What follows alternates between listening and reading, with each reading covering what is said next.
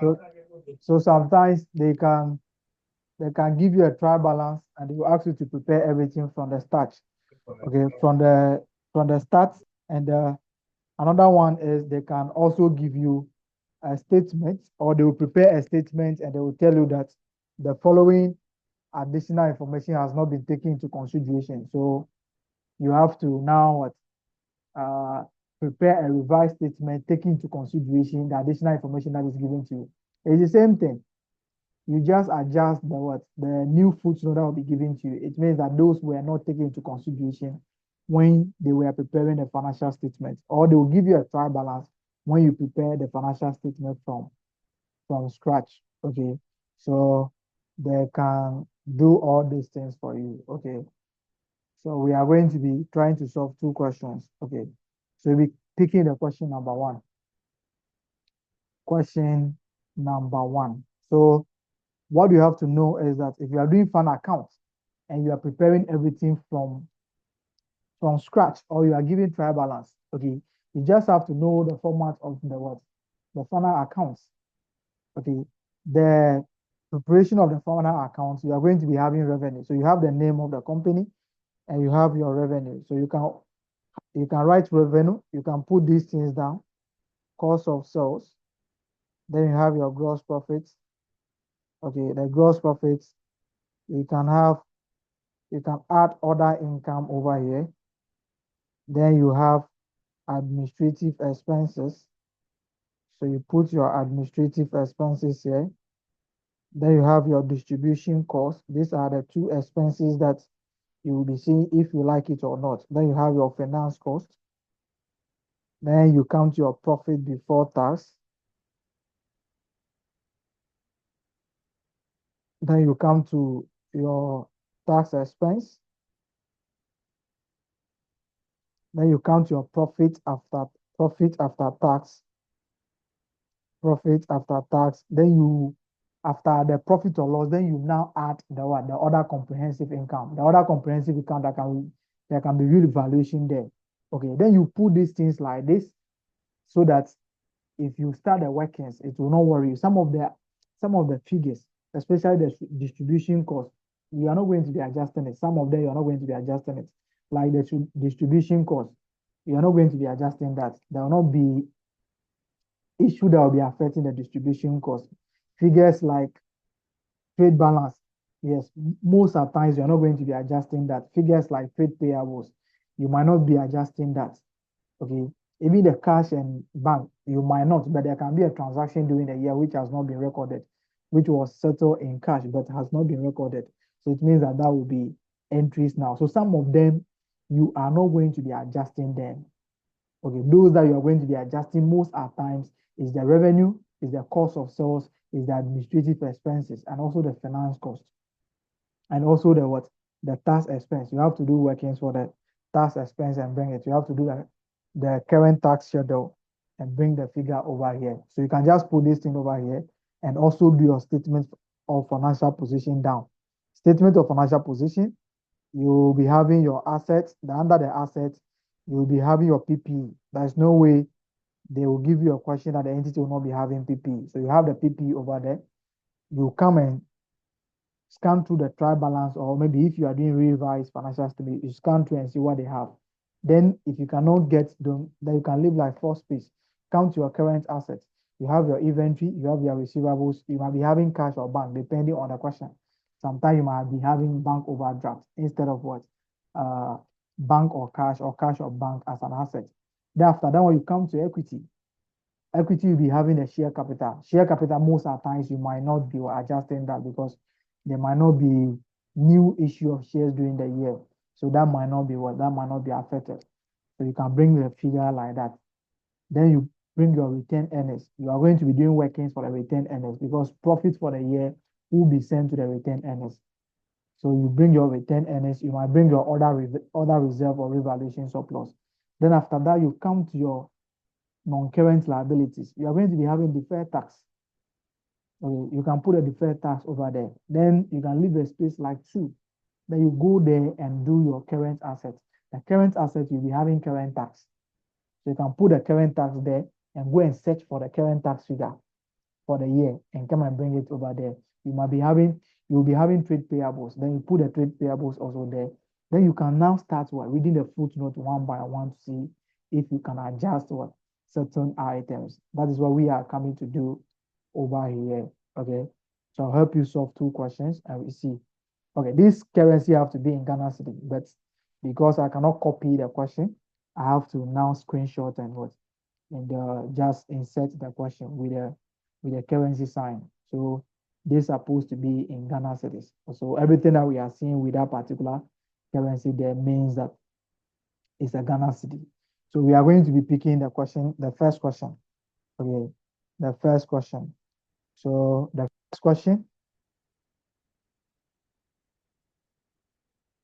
first question, we put a structure there and come and start adjusting the footnotes. So the name of the company, let's say the name of the company is ABC. Okay, so you have the ABC Limited. ABC Limited. Then you have the statement of profit or loss. Profit or loss. Profit or loss and other comprehensive income. Comprehensive income for the year ended. So let's go and check the date there. Okay, that will be 30th September 2018. So we have 30th September 2018. So 30 September 2018. So you have your last time here. So you have your figure here. Then we'll be having revenue. Okay. The revenue, we come and check whether we do workings for it. Cost of sales, you do working for this one. Then you count your gross profits. Okay. Gross profits. Gross profits, you might be having other income. So you can bring other income here. Other income minus, let's say gain. Okay, there might be revalue. There might be some fair value gain on financial assets carried towards profit or loss or investment property. Okay, so those gain or all come here as what? As part of the other income. So we come to our administrative expenses. There's no way you do this without having administrative expenses. You are going to be paying salary to your workers, and you're also going to be paying electricity bill, buying stationery, and other issues. So administrative expenses or costs. You'll be having distribution because you cannot sell to your customers without what? Without delivery. So you'll be having distribution costs or expenses, anyhow they put it. So distribution costs or expenses and administrative costs. Then you'll be having your finance costs because you might be taking loan to do other things. So you have your profits before tax. Okay. Then we have our tax expense. The tax expense, we are going to be doing the workings for the tax, taking the current estimate under or over provision and other issues. So we have our profits after tax. Then we have the other comprehensive income because you'll be giving information on other comprehensive income if you are to prepare a final account. So we have other comprehensive income here. So another other comprehensive income, you might be having revaluation surplus or other issues. So leave it like that. Then you are now going to be asked to prepare statement of changes in equity. But if you are asked to prepare statement of changes in equity, it should be the next one. Okay. But I don't think we have any issue on that one. So the question that we have, no statement of changes in equity there. So what we do over here is you come to your B part, that will be ABC Limited Statement of financial position. Statement of financial position. Statement of financial position as at statement of financial position as at 30th September 2018. So this one, under this, we'll be having our assets. So you have your assets. Under the assets, you have your non-current assets. Non-current assets. You have your PPE. So property, plant, and equipment. You'll be doing workings for that one. Then you can leave some space and come to current assets. You might be having intangibles and those things, but don't just write them. So we come to current assets. We have inventory. We have inventory. We are going to be having trade receivables. Trade receivables. Okay.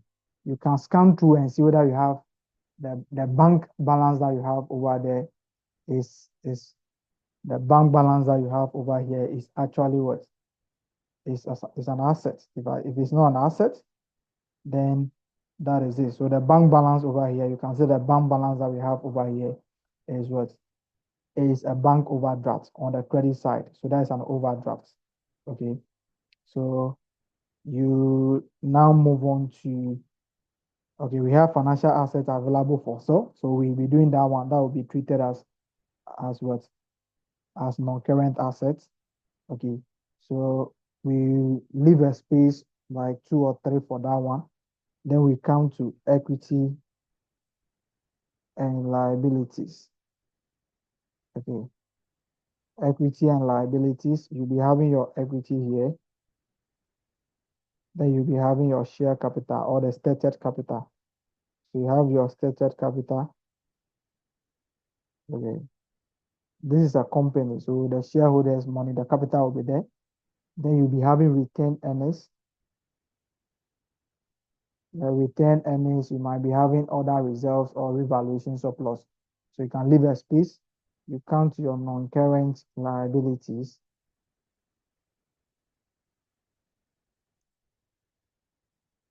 Non-current liabilities.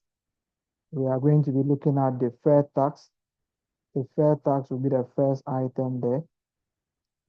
So you put a deferred tax over there. You can leave a space. You count your current liabilities. The current liabilities, you will now be having your trade payables will be here. Okay. You later go and check that one. Then you have your current tax. You have issues of current tax. So there might be other issues relating to what? To the current liabilities. Whatever is there, you might be having provision. You can bring the provision if it's going to be this one or anything. So you'll be checking this particular one and see. So after this one, we can do workings now. Okay. So let's have the workings. So with the workings, you'll be doing the workings based on the footnotes. So you now start with the footnotes. Okay. So you start with the footnote one and see if you can adjust it. If you cannot adjust it, then you can now move on to the second one. You can just select the footnote and adjust it the way you can go about it. Okay. So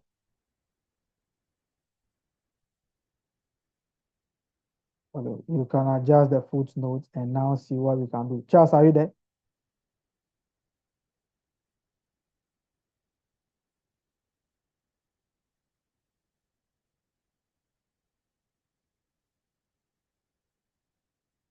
Do you have Charles here?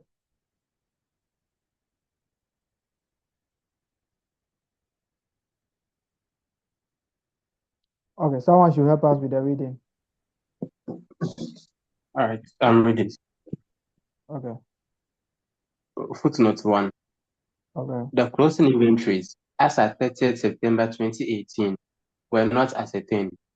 However, inventory counted undertaken on 20th October 2018 indicated the value of inventories at selling price to be 314,600,000. The company uses a uniform markup of 30%. The sales and purchases for the period from 1st October 2018 to 20th October 2018 were 223,600,000 and 116,692,000 respectively. Okay, so what they are giving to you over there is for you to determine the closing inventory. But that is going to be a problem for you. Okay. So since that is going to be a problem for you, you can leave that one for now and move on to the next one and come. Okay, so we are going to be solving the question like we are in the exam hall. So that is going to pose a challenge, a big challenge to you. So since you don't understand the footnote, you don't know what they are saying, please move on. Let's come here. Are we giving cost of sales in the trial balance? Are we giving cost of sales here? Or we have to determine the cost of sales ourselves? We have to determine, we have purchases there, so we have to determine it. Okay. So what you do is you now go, because that one you don't have to stress yourself before determining the cost of sales. So you can start your working with what? With cost of sales. So we know that the cost of sales, we are going to be having opening stock, isn't it? So we have opening stock plus purchases and the other one. So let's go and pick our opening stock from the question. Let's go and see our opening stock from the question. What is the opening stock?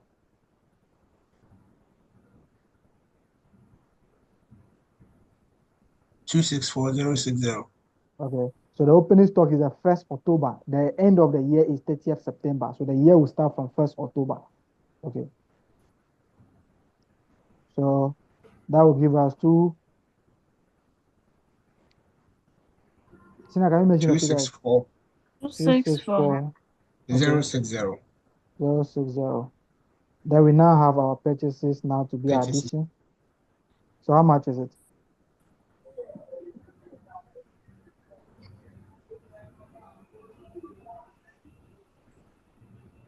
How much is the purchases figure? 458. 458,411. 458. 411. Okay, 411. Okay. So the closing stock is the one that they are giving you the information and you can't do anything about it now. So you leave it and you move on to the second footnote. Okay. For that one, you can't do anything about it now because that particular footnote is bigger than you. So what you do is you leave that particular one and now move on to the other issues now. Okay. So let's assume that in the exam hall, we cannot adjust that particular footnote, but we come back to it at the end of the day. Okay. Take the 2 for us.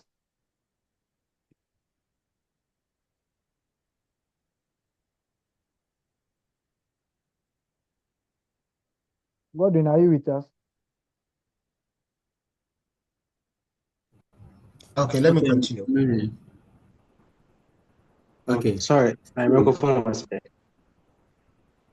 A provision for current tax for the year ended 30th September 2018 of 350 million is required. The So balance as soon as you see this question, what are you going to be doing? That's your current tax. Okay, so that will be your current tax as a liability in the statement of what? Financial position. So we go there and have our current tax of how much? 350 million. Okay, so we have 350,000, isn't it? Yes, sir. From this one, you can do your what? You can now start with your tax schedule. Okay, so you bring your workings to over here. You'll be adding depreciation and other issues here.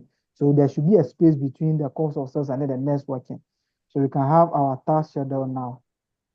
So our tax schedule, we are going to be having our current tax. The current tax that we should be charging on the profit now is 350,000. So if there is any under or over provision, it will be added or subtracted from this one.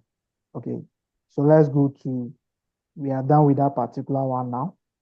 What are we going to be doing now? Okay. The balance on current tax, the trial balance above, represents the under or over provision of the tax liability for the year ended 30th September 2017. Okay, so that one, after seeing that particular one, you go and look for your current tax. What is the current tax figure? 40,000. 40,000 on which side?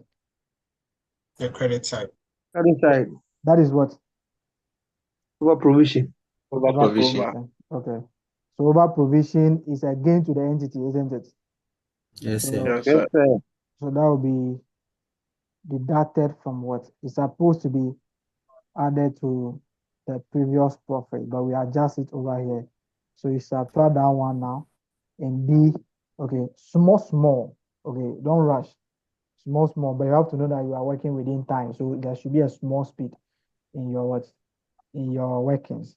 Let's come to the next one there.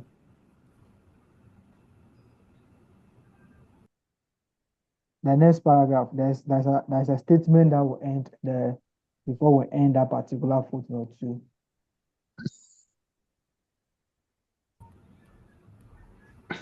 At 30th September 2018, a tax base of You $10 can hear me? limited net asset Oh, don't worry, someone is taking it already. So Okay. were 120 million less than their carrying amount. The income tax rate is 25%. what are they trying to say over here? In final accounts, okay, they will not be asking you to calculate the temporary difference yourself. They will give you the temporary difference, or they will give you the deferred tax provision that is required at the end of the year. So you just find the difference between the one you have in the statement of you have in the trial balance and the new figure that they are giving to you, or they will give you the temporary difference themselves. Then you now calculate the deferred tax straightforward if you are doing final accounts. Okay, they are saying that at the end of this year, 2018, the tax base of the Lindos Limited net asset were 120 million less than the carrying amount. The income tax rate is 25%. What are they trying to tell us? Deferred tax liability. But what are they trying to say? They are saying that the carrying value is higher than what? The tax base. Okay, Taxes. if the carrying value is higher than the tax base, what will happen? That will give us a deferred tax. Okay. So we now have issue about deferred tax. So you can come to working 3 over here. Then you do your workings for deferred tax. So you put deferred tax over here. Okay. Let's come to the deferred tax balance. What is the deferred tax balance? And 27,000. that is a credit, isn't it? That is a liability, isn't it? Yes, sir. You have to look, you have to always what? You have to always look for the side of the deferred tax. But in most cases, it will be a liability. So as per the trial balance, this will be the deferred tax. That is the opening one. We have to now look for the closing one. Although there might be some issue of what? Issue of revaluation that might be giving rise to deferred tax. But it's very important you determine the movement in deferred tax that will be affecting the profit or loss. So let's come to the deferred tax somewhere. Let's calculate the closing deferred tax somewhere.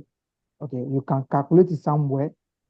Maybe if there is any increment to deferred tax as a result of what? Revaluation, then you can deal with that one later. We know that will give us deferred tax provision for this year. Deferred tax provision for this year will be 0.25 multiplied by 120,000. Do you agree? Yes, sir. Okay, what are you having?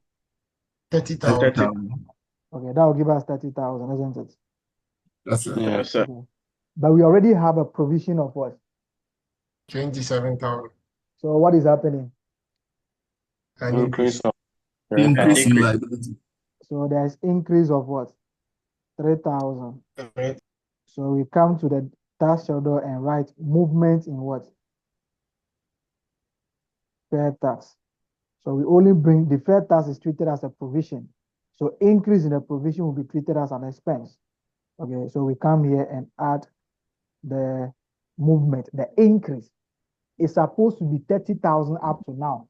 We have 27,000 already. So it means that we need to add 3,000 to make it what? The 30,000. You have that in your head. There might be a revaluation. The reason why I'm not bringing the 30,000 over here, there might be a revaluation. But if you scan through, there's a revaluation, but the question is saying that you should what? You should not defer tax. Then it means that a deferred tax liability for this year that will be shown in the statement of what?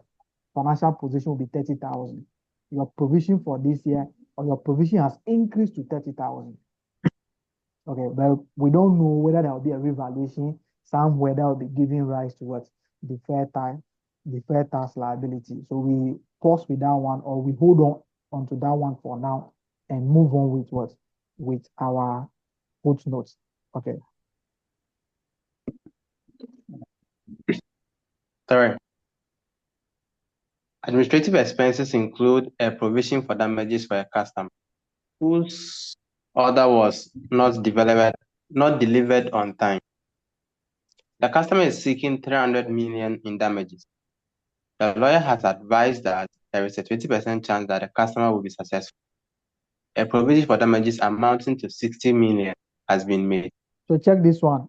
Do 20% of the total amount. That is what they are doing to get that particular figure. You can do 20% of the 300. Yeah. Okay. But provision for this is a damages. This is a court case, isn't it? Yes. Yes. This is something that is going to happen. It's a single what event. Okay. Yeah, It's fine. something that will just happen once. It will not happen on probabilities. No, it will just happen once. If they declare you as a winner, that is fine. It's just a single event. So the possibility of making the provision depends on what? We have said this so many times. Okay. For you to make a provision depends on what? The lawyer's advice. Okay. But they are saying that what? There's a 20% chance that the customer will be successful. What does it You mean? have 80% chance of winning. To be what? To be successful yourself, isn't it? Yes. So it means that you'll be successful, isn't it? It means Yes. the customer will lose the case. Okay, so there's no need for us to be paying any amount to Make the any customer. provision. Okay, Yes. so we go there. As far as you have seen this one, you have to know that this provision is supposed not to be made. So from that one, it has been included in administrative expenses. So you bring your next workings to be administrative expenses. Those that you are going to be adding something to it to have a figure. So you can bring those one and do this thing. So you have as per the trial balance. As per trial balance, what is the value for the administrative expenses?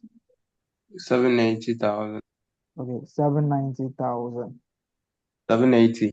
Okay, 80 or 90. Yes. 80.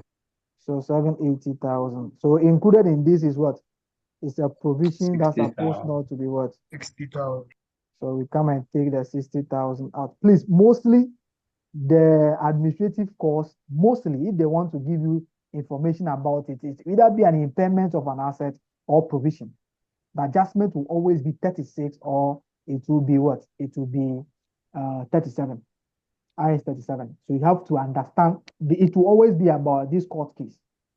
And there where they will be giving you a court cost. For that one, you have to make provision for it. Maybe that will be at the end of this one, or this one, that is the end.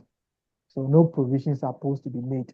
No provision supposed to be made. So we have to reverse that particular item. Okay. But if you are giving a court cost over here, for that one, whether you are winning or not, you are going to be paying, isn't it? So it's a cost that you cannot avoid. It's an unavoidable cost. So you make provision for that particular one. We have solved one question where you have been given the 30%, but we remove that one, we reverse it, and we are giving a court a fee that you have to pay. For the fee, you have to pay the fee before they even start with the case. So that one you cannot avoid it. Whether you are going to be winning or not, you pay. So you have to make provision for that one. But this one we don't have any case like that. Okay. Can you take the 4 for us? All right. 4. Buildings are depreciated at the rate of 2% based on cost, while plants and equipment are depreciated at a rate of 25% based on cost. No depreciation is charged in the year of disposal. Allocation of depreciation on property, plants, and equipment is as follows: 70% to cost of sales, 20% to administrative expenses, and 10% to distribution expenses.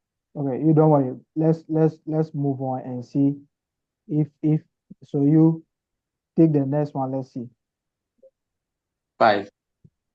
The balance in the suspense account represents sales proceeds of an item of equipment which cost 180 million. The item was sold during the year and had accumulated depreciation of 135 million. At the start of the year, any gain or loss is reported to the relevant depreciation expense. Okay, so let's for that one, I hope we can deal with that one now, isn't it? Let's see where Yeah. they are having a suspense account there. What is the suspense account? It has the what? It is at the credit side, isn't it? Yeah, the credit, yeah. So it Yes. means that the cash relating to this particular item has been recorded all right, isn't it? So they Yes, debit cash Yeah. and they don't know what they are going to be crediting, and they have what they have credited suspense account. It means that the disposal has not been accounted for. It means that the Yes. disposal has not been what accounted for. So we have to come and account for the disposal now. Okay, we have to come and account for the disposal now. Let's come to this one. Sometimes the question will give you information that you have to calculate the depreciation up to the date of the disposal. Up to the date of the disposal. But this one, the question is not giving us what? The question is not giving us any information on when the asset has been bought and when the asset has been sold, so that we can calculate or we can determine the carrying value of the asset up to the date of disposal. Then we compare with the process and we see any gain or loss. But the question is giving you the cost of the asset and accumulated depreciation together. So you don't have to calculate any depreciation. You just find the carrying value and find whether there is any gain or loss on that particular transaction. Let's come here. The balance in the what? The balance in the suspense account represents sales proceeds from item of equipment which cost what? 180 million. The item was sold during the year and had accumulated depreciation of what? 135 million at the start of the year. Any gain or loss is reported to the relevant depreciation what? Expense. So let's come to the gain on this particular disposal.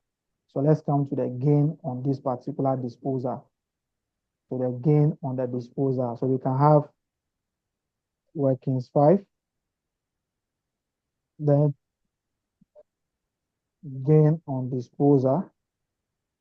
So gain on disposal, we look at the proceeds and we subtract the carrying value, isn't it? Yes. The proceeds is what? The process is 36. 36. Okay. 36. I thought we are going to mention the the proceeds, the one. They say that the suspense account represent the what? The proceeds. So that is 36 Proceeds. million. So that will be 36,000 here. Okay. Then we have to have our carrying value. But the carrying value, we have to determine the carrying value as the cost minus the accumulated depreciation up to the date of disposal, isn't it? Yes. So we Yeah. have 180 minus 135. What are we having? 45,000. 45,000. This 40. So what will give us? A loss of 9,000. 9,000. Okay. They say this loss should be taken to any gain or loss should be taken to the depreciation on the asset, isn't it? Yes. Okay. Let's now charge depreciation on the assets now. Okay. Let's take the last one. Let's take the last one. Then we can go So- and deal with the depreciation and then the first footnote now. Okay. The financial assets available for sale, fair value as at 30 September 2018, increased to 120 million. Okay. So it means that the fair value, this particular asset is carried through profit or loss. Okay. That's what they are saying. So let's go there and see what is the value of the financial asset for sale. What is the value? 100,000. This has now increased by how much?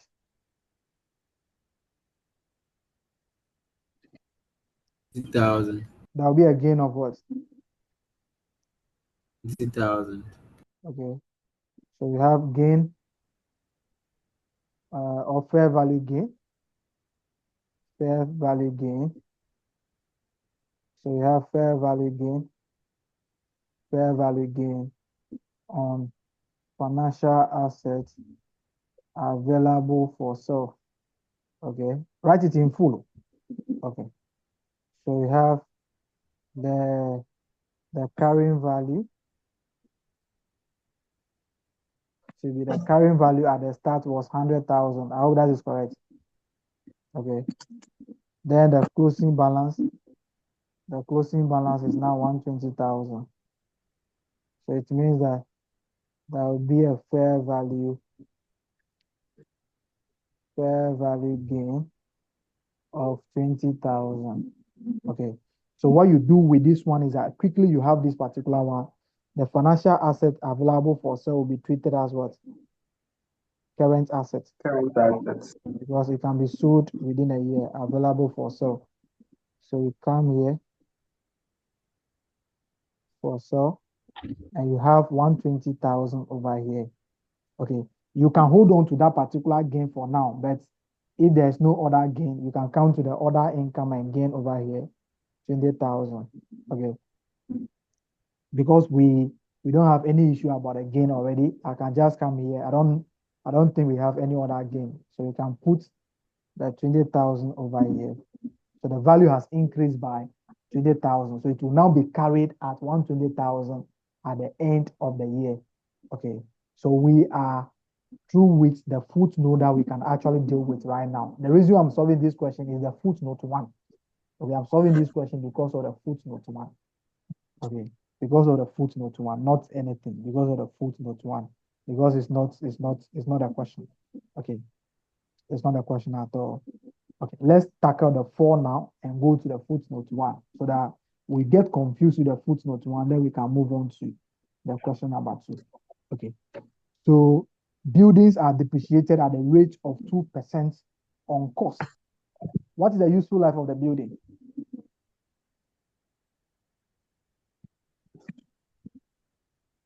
What is 50 the- years. That would be 50 50 years. years. So sometimes they can give you some footnote, or they can give you some information where there will be a revaluation, of the what? Of the building. And the question will tell you that the useful life of the building is still relevant. So we know that after the revaluation, the revalued amount will now be depreciated over the remaining useful life. So the question will tell you that the useful life of the building is still relevant. And you are giving 2%.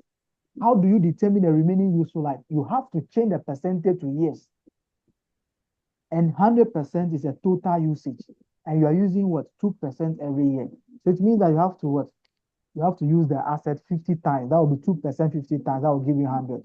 So you just ask yourself the percentage, how many times of the percentage will give you 100%? Because if you reach 100%, it means that the asset has been fully what? Used or consumed. So that will be 50 years. So you have to change that particular one and move on. So let's come to depreciation. There is no issue of revaluation over here. I'm saying that I'm solving this question because of the footnote 1. Okay, under normal circumstance, for final accounts, you need to have question with a revaluation. PPE, they will examine the PPE in full. Okay, but let's come to this place now. So we'll be having, so I'll do my issue on the PPE now. Okay, so we can have working 7 now as the issue of PPE. So the PPE, we can do depreciation. Okay, depreciation, we have the depreciation. First one will be on the building. Okay, they say the building, there is no disposal of the building, isn't it? There was no disposal of building. It was only equipment. Okay, so the building will still have the full amount there. What is the full amount of the building? 540,000. Building is what? 540. 540,000. Okay, so we have 540,000. That will be 0.02 because we are using straight line method. What are we having?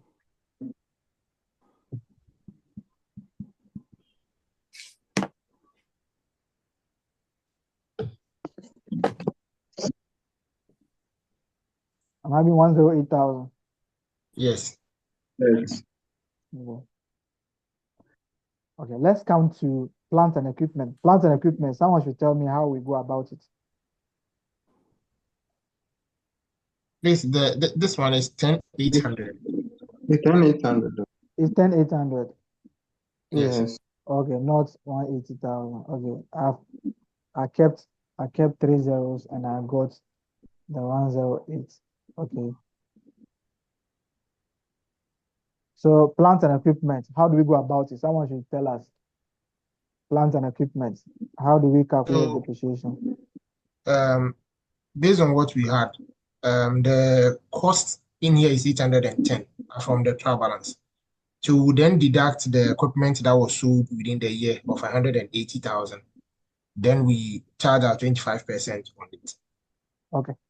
Okay. So the cost that you have over there, the disposal has not been recognized. So the cost that you have over here, which is 810,000, the cost that you have over here, which is 810,000, is included what? Is what? It's including the 180. So since the 180 is not there, you don't have to calculate depreciation on the 180 again. So you have to take what? You have to take the 180 from this one and know the remaining value of the what? Of the property. Then you charge your 25% on it. So that would be 0.25 multiplied by 810 minus 180, isn't it? What are we having?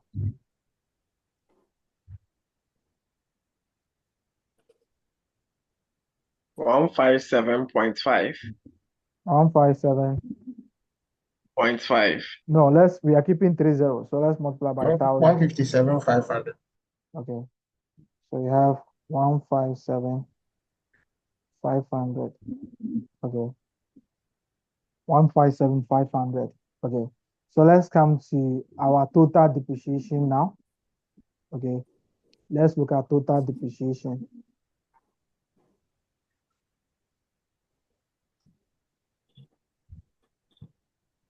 Total depreciation will be that of the building. That is 10,800, isn't it? Hello, sir. Yes, please. Please, how do we know that the 180 is included in the 810? How do who? How did we know that the plant and equipment, the 810 in the trial balance, includes the 180 in the footnotes? The question, the footnote will tell you how you know.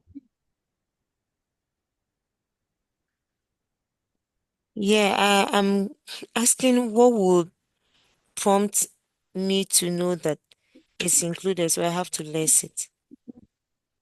I cannot say anything that will prompt it. It depends on how the question is being given to you and how the transaction has been done. Okay, thank you. So plant and equipment is what? 157,500. Okay, 157,500. 157,500. But something will come here. Yes. What will be that?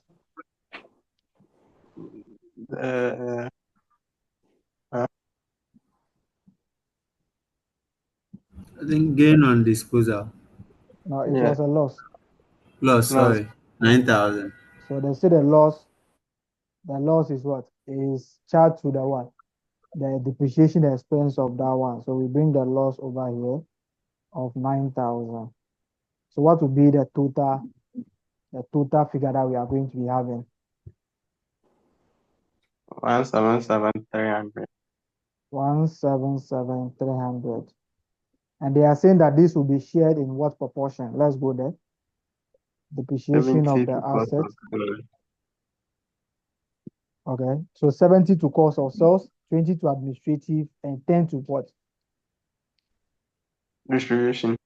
So from what they are giving to you right now, what can you make out of what? Out of the proportion that they are giving to you? 7:2:1. No. What can you make out of what? The way they are asking you to share the what? The depreciation. What can you say from that?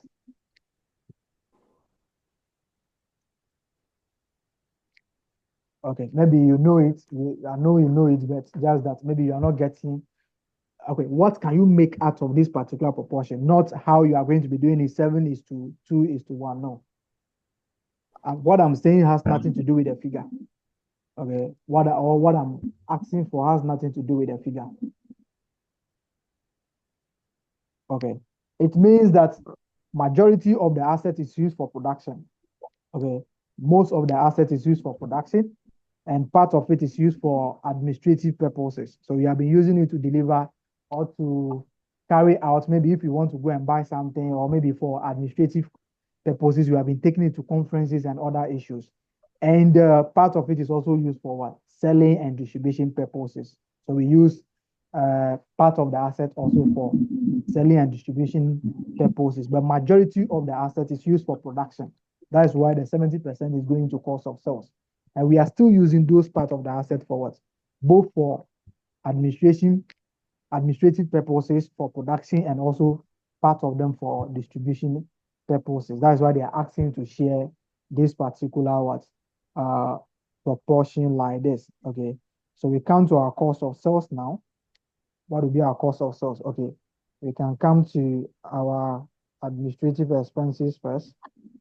So we have the depreciation to be 0.2 multiplied by 177,300. Okay, 177,300. How that is cool. Yes. Yeah, Okay. What are you having? 35460. 35460. So we go to our cost of sales. We have depreciation over here. Most of the times, majority of the depreciation will be charged to cost of sales if most of the asset is being used on what? For production. So we have 0.7 here, multiplied by 177,300. 124,110. 124. 110. Okay. So let's now open distribution. 124. 124. Okay, 124. Okay, 110. Let's go to our distribution one now. We are going to be adding something to the distribution. So we go there and add something to the distribution now. So we have, but let's do the carrying value of the asset first. So let's know the value of the asset that we are going to be sending at the end of the year. So carrying value of the asset at the end of the year. So let's come here. Can we have opening balances here? So we can have building over here. Okay, the building will be 111. Okay, 217. What is the cost of the building at the start of the year?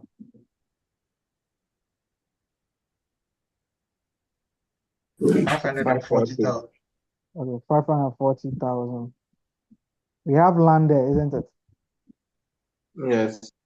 Okay, the land also at the beginning will be, what are we having? 360.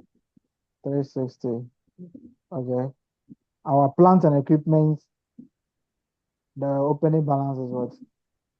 810. Okay, 810. So these are the values from the time that this has been bought. Okay.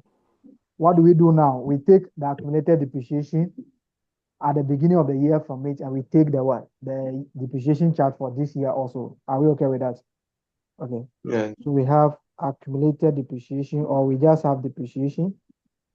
So we have depreciation over here. So if you like, you can add the two. Okay, but we can do it one by one. So depreciation, that will be at the start of the year 2017. Then you do building. What is the depreciation on the building? The 135,000. So 135,000. Then you now do what? Plant and equipment. What will be for the plant and equipment? 332,700. Okay, so plant and equipment will be 332,700. Okay, but included in this 810 relate to what? An asset that has been sold, isn't it? Yeah. Yes. So we have disposal. That asset will no longer be there. So we have to take the disposal of plant and equipment from it. That is how much? 180. 180. Okay. So since we are taking this one, it means that its accumulated depreciation is already part of what? 332. So since the asset is going, it must go with what? With the accumulated depreciation. So we now count to depreciation relating to, or accumulated depreciation relating to the plant or disposed assets or the disposed plants. Okay, and the question has given us that is what? 136,000. Is it 6 or 35? 135,000. Okay. So we have 135,000. That will also be a reduction. So we are subtracting the cost at the same time taking away what? Our accumulated depreciation. Then we now count depreciation charge for the year. Depreciation charge for the year will be what? Will be 10,800 plus 157,500. I hope the 9,000 is not part of the depreciation. The 9,000 is a loss that the question is asking us that we should add it to the depreciation. That's why the 9,000 is there. So what is the charge for the year? 168,300. Okay, so we have 168,300. 300. What will be our depreciation, or what will be the carrying value at the end of the 2018 now? That will be taken to statement of financial position.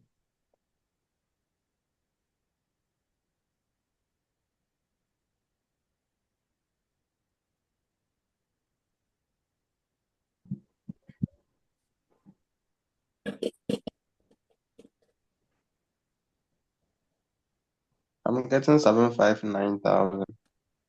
759. 1,000. Okay, 759,000. Okay. If you want to do your PP schedule, no problem. Okay. If you have the time. Okay. So if you have the time, you can do your PP schedule. There is no problem. Nobody's going to beat you. So you come to this one. I have working 7. The working 7. So you have your figure here, and you have this one here. So 759,000. Okay. So let's do the distribution now. I haven't done a distribution. So let's come to our distribution cost over here. So distribution cost, we are going to be having as per the trial balance. What is the figure per the distribution? For the 206,000. 206,000. So 206,000. Okay. At any point in time, you have to demonstrate that you are keeping 3 zeros at the top. Okay. Or you can say that all the answers, all the figures are in what? Are in thousands. So that if you are writing 9,000, that's supposed to be 9 million. So you can say all figures are in thousands. Okay, no problem. So let's count to the share of the depreciation. The share of the depreciation will be 0.1 multiplied by 177,300. Okay, that will give us 177,30. 30. Okay, so the only thing that we are going to be doing right now is the first footnote. That is to determine the closing balance, the closing inventory that will be taken away from what? Our cost of sales, or to get our cost of sales. Please, with that one, you can now total this one and send it to your profit or loss now, because nothing will be affecting that one. 223,730. 223. 730. So 223,730. So that will be, so workings, depreciation is working 7. This will still be part of the working 7. Then this will be workings 8. Okay, anything about the assets, mention, give all of them to be. So we have distribution cost now to be workings 8. And that will be a deduction of 223730. Okay, let's see if we can total the administrative expenses too, because nothing, so there's nothing about our tax schedule too again. So we can put a tax and send a tax figure there. What are we going to be having now?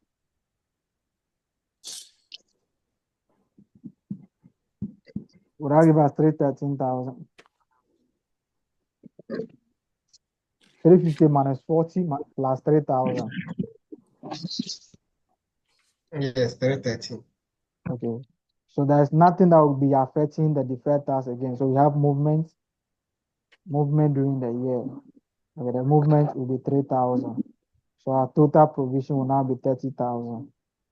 So you can now go and add your deferred tax of 30,000 now in the statement of financial position. Then you come here, your tax expense will give us what? Workings what? For tax expense, workings 2. So we have workings 2 for tax expense, and that will be giving us 313,000. Okay. You can see that trade receivables, nothing is going to be affecting the trade receivables, isn't it? Yes. So you can bring those figures. Payables, nothing is going to be affecting it. Nothing is going to be affecting that one. We need to bring bank overdraft over here. So we have bank overdraft over here. Okay. We will bring bank overdraft over here, and nothing is going to be affecting that figure also. So what is a bank overdraft? What is the trade payables? Let's put those one here before we continue with the rest.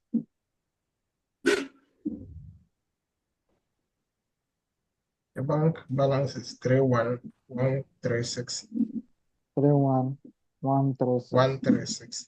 The payables is what?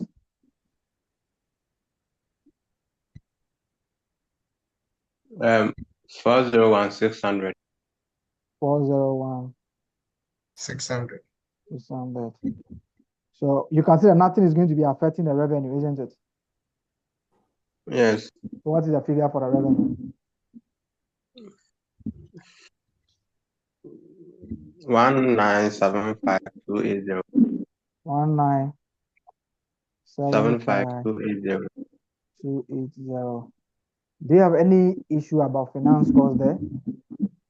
Do you have any bank interest? Do you have any interest on loan?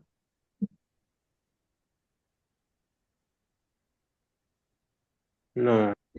There is 6% redeemable That's preference just share the time. agreement, but Okay. no, there's 6% not. redeemable what? Preference Preference share. share. Okay. Do you have anything like finance cost for those ones? Do you have any interest paid during the year? No. Okay. It means that the interest has not No. been paid. Are you okay? The Mm. interest on the Yes, sir. 6% redeemable preference shares has not been paid. If it should have been paid, you will be received. They have to recognize or they have to record it, and you should see it in the statement as what? As interest paid or interest cost. So it means that this has not been paid. We have to provide for it and treat it as what? As a payable. So we come there and do the interest on that particular figure now. So interest, okay, or we can say finance cost. Redeemable preference shares are treated as what? Redeemable preference shares are treated as On current liability. no, the dividend on them. As interest. Which of the interest? The redeemable preference shares itself, they are treated as what? Is it that Finance cost. I'm the one who have been wasting time to explain the thing, or I don't know, because I keep on saying this that redeemable preference shares are treated as Finance cost. they are financial liability, they are treated as debt instruments. So their interest, their dividends are treated as finance cost. So you have the 0.06 over here multiplied by what? What is their value? 350. Okay, so what are we having?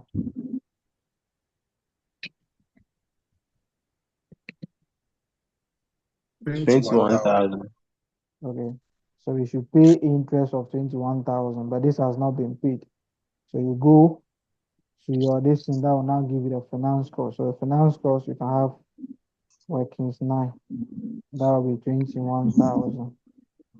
So that amount has not been paid yet. So it will become a payable. So you can add it to the payables now. You can add this to the payables now. So we now have the 41,600 plus 21,000. What are we having?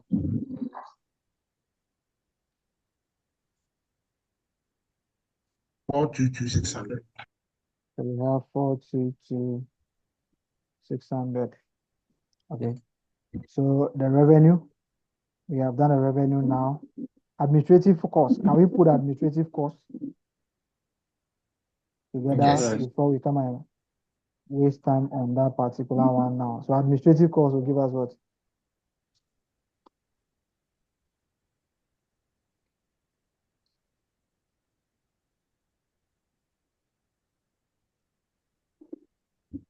I had 755,460.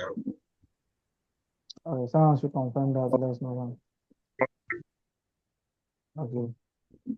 755,460. So we go there and have 755,460. Okay. So let's now come to our cost of sales. Let's now deal with the first foot receivables. What is the receivables? 393,545. 39. Can you please drop it down a bit? 393,545. Okay. 393. 54. 5.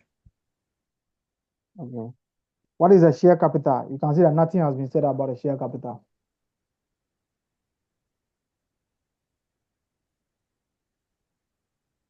So what will be the share capital? The stated capital. 450,000. Okay. So 450. Nothing is happening there. Okay. So let's not deal with the first footnote. Okay. Let's not deal with the first footnote now properly. Okay. Let's not deal with the first footnote now properly. Interim dividend paid on ordinary shares. So no dividend has been paid on preference shares. The fair tax, current tax, administrative expenses. Okay. So let's not deal with that particular one now. Okay. So let's not deal with the first footnote. Okay. This is the reason why we are solving this question. Okay. The closing inventories as at 30th September 2018 were not what ascertained. However, inventory counts undertaken on 20th October 2018 indicate the value of inventory as selling price to what? To be 314,600,000. Okay, the company uses a uniform markup of 30%. The sales and purchases for the period from 1st October 2018 to 20th October 2018 were what?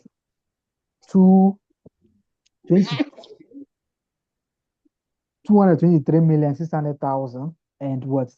116,692,000 respectively. Okay, let's come here. Okay, inventory is measured at what? At cost. Okay, let's come to this particular situation now. Okay, they are saying that the inventory count on 20th October is what? Is 314,600. Okay, that is the selling price.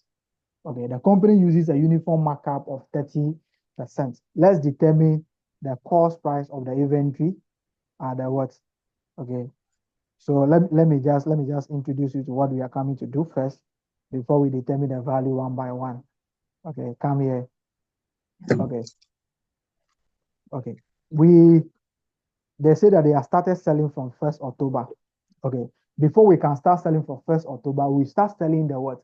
The inventory that we have from the previous year. So we start selling the closing inventories that we have from what? From the first year. Okay. So what we do is that there was some sales. There was some sales during the year. So from 1st October to 20th October 2018, that is after this particular reporting period, or the next day into the what? To the following reporting period, sales has taken place. Okay. And they are saying that from 1st October to 20th October, this is what has happened. Okay, let's come here. We know that for us to know the cost of goods that are there, the remaining cost of goods that are there, this is what you have. You have the opening stock, which is the stock from the what? From the previous year. Okay. You have the opening stock, which is the stock from the sales. or which is the stock from the previous year. You have that particular one. Okay. Then you have purchases. Okay, you have your purchases over here. Then if you have your purchases, you know the cost of the goods that has been sold. So the goods that you are going to be selling, before you start selling the goods that you have from the previous year. If that will not be enough, then you have to buy other items and sell now. So the goods that you are going to be having, the closing stock that you are going to be having over there will be like the opening stock plus the purchases. Then you less the cost of the goods that you have sold. So what is the cost of the goods sold? Cost of goods sold. So cost of goods sold, if you take it, then you will now have the what? The goods that you have in store. That is the one given to you on the 20th now. I will take it again. If your financial year ends, you have some inventory left, okay, and you have purchased some inventory, and some of them are now left. It means that you have sold some of them and some of them are left. Okay. The issue now is this one. Okay. For you to know the inventory that you have after the sale, you have to ask yourself, what is the inventory that you have? And what is the numbers that you have bought? And what is the remaining that what is the number that you have sold? And that will give you the remaining one that you have in stock. So if you have inventories, that is 100 from the previous year, you have purchased what? 300. Okay, you have purchased 300. For you to know the number that will be left, you have to ask yourself, what is the quantity that you have sold? Let's say you have sold 350, and that will be giving you what? 50 as a closing stock. So the question now is, how do you calculate the inventory that you have? So this is how you go about the calculation of the opening stock. Because before you can start selling for the subsequent year or the current year, you will start selling the inventory that you have from the what? From last year. If they are not enough, you go and buy additional one. Then for you to know the inventory that you have after the sale, you take the number of inventories that you have sold or the cost of inventory that you have sold from the one that you have from the start, which is the opening stock plus purchases, minus the quantity that you have sold or the cost that you have sold. That will give you the closing figure. And the question has given us the purchases. The question has given us the selling price of the items that has been sold. And the question has given us the selling price of the inventory that are there at the end of the 20th. So we have to find the cost because inventory is measured at cost. So we find the cost and know what the quantity that we have at the beginning of the year. That's what we are coming to do. Okay. So a very simple exercise there. So you don't have to worry yourself. Okay. For financial reporting, you just have to be creative. Yeah, your mathematics should be very good, and you have to be very creative in your thoughts. So let's come here. Let's be picking the question one by one. Okay, we are interested in the cost. Okay, so the stock counts on 20th October 2018 indicate that the value of the inventory at selling price to be what? 340, 600,000. Okay, that is what? That is our selling price. That is the closing stock at the time that we are counting. But from 1st October to that one, there were some sales made. So let's ask ourselves now. What would be the cost price of the inventory that is there? So cost of the inventory on 20th. What will be the cost? Cost of the inventory on 20th October. What will be the cost? What will be the cost? That is, since it's a markup, we do 100 over 130. We do 100 over 130. Okay. So 100 over 130, or you do 30 over 130 to find, then you subtract it from the selling price. Okay. Yes. It's the same thing that we are doing. So 100 over 130 multiplied by the selling price. How much is the selling price? 314,600.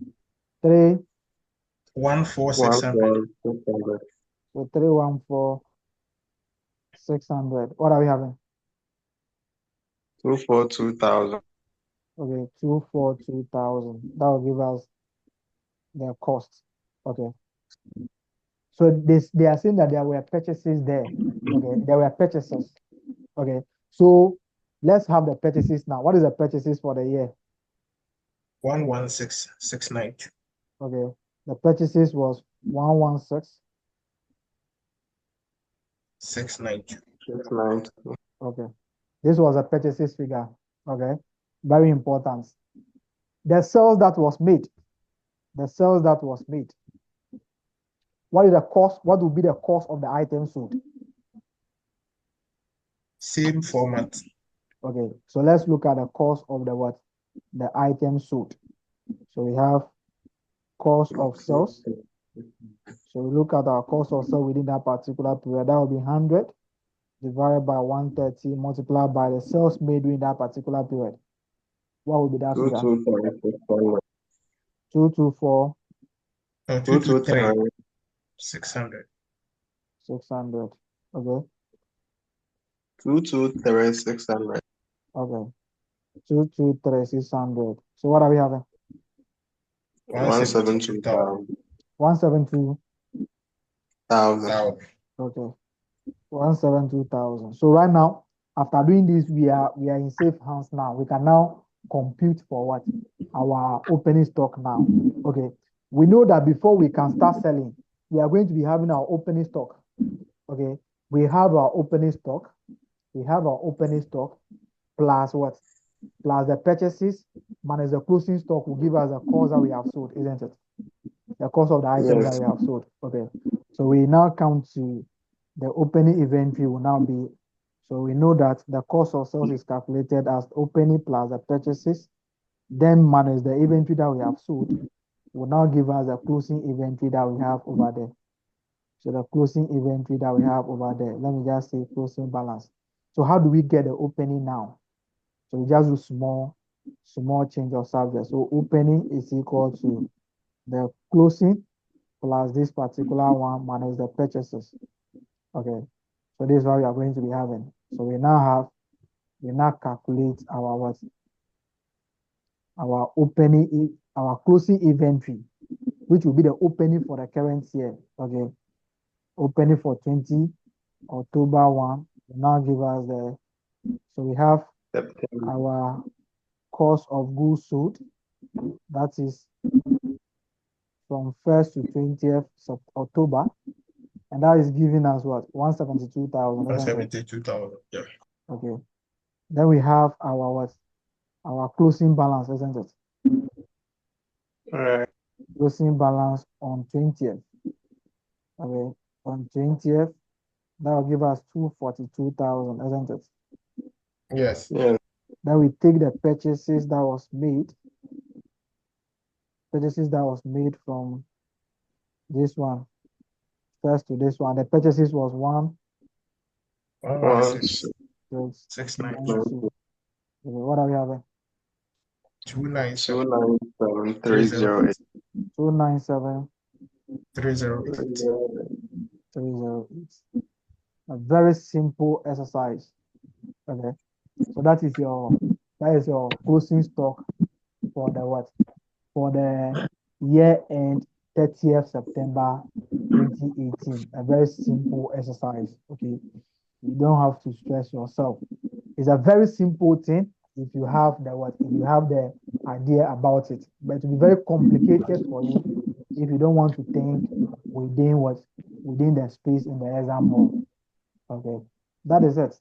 That is the open. This is the inventory that they have, and they have purchased some of them, and they have sold the 72, and they are still having a closing balance of 248. So we go here, we go to our cost of sales and have closing stock to be what?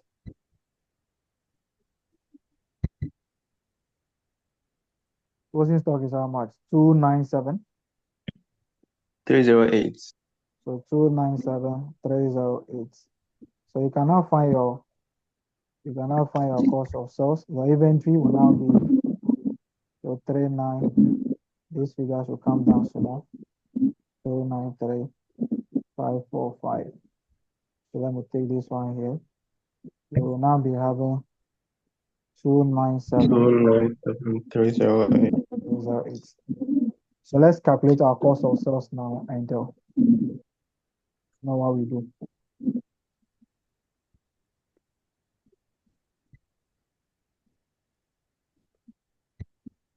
I had 549,273. That's what I had. 549. 273. Someone can confirm. Yes. So 549.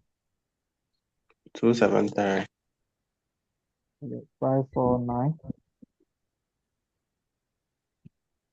27 words. Sorry. Right. Okay. So 549. We have cost of sales to be 549. 549. 273. Okay. What do we have?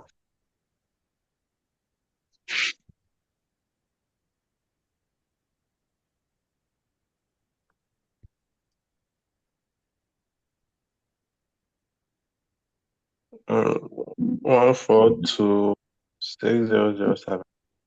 142. Okay.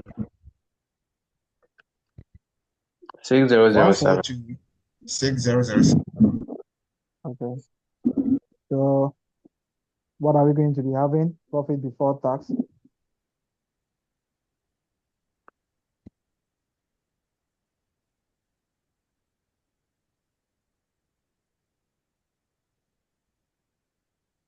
Four four five 907.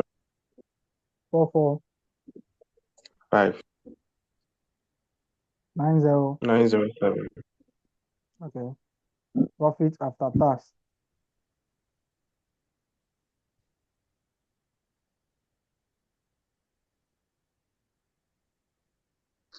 132907.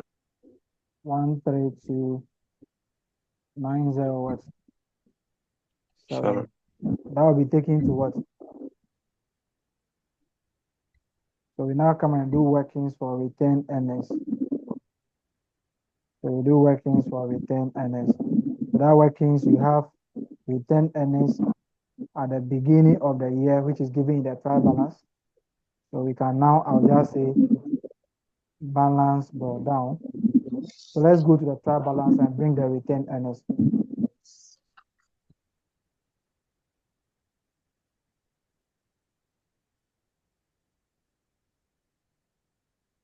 Ten earnings is 22300. Okay, it's 22. 300. Okay, so we have 223. 300. So profit for the year will be added to this one, isn't it? Yes. Okay. The profit for the year is how much? 132907. 132,907. Were there any dividends paid to the preference Yes. shareholders Interim or dividend paid to the dividend. ordinary Yes. shareholders? Any dividends? Yes. All right, that is how much? 150. Okay. So sometimes the question can give you interim dividends and final dividends. This final dividend is the final dividend payment. So they can give you a final dividend of 250,000. Okay. The final dividend is always including what? The interim dividends. So the final dividend is the what? Is the dividend that will pay. That is the total dividend for the year. So if you want to do it, it will be the final dividend will now be 150,000. They are paying additional what? 100,000 on it. That's what we call the final dividend. So the final dividend is including what? The interim and then so that is the final dividend. That is the dividend that's supposed to be paid for the year. But this one, they have only interim dividends. So they have paid some dividends in advance. So that will be paid from profits. So interim dividend paid to what? Ordinary shareholders. And that will give us 150,000, isn't it? Yes. Okay. So what is the net amount? 206207. 206. 207. Okay. So 206. 207. So this will be our retained earnings you send to your retained earnings that you send to your, so you have retained earnings here. You can have workings 11. So that will be 206, 207. Okay. So all the items is now appearing over here. So that is it for this one. It is only the inventory part that I want to show you. That's why we are solving this question.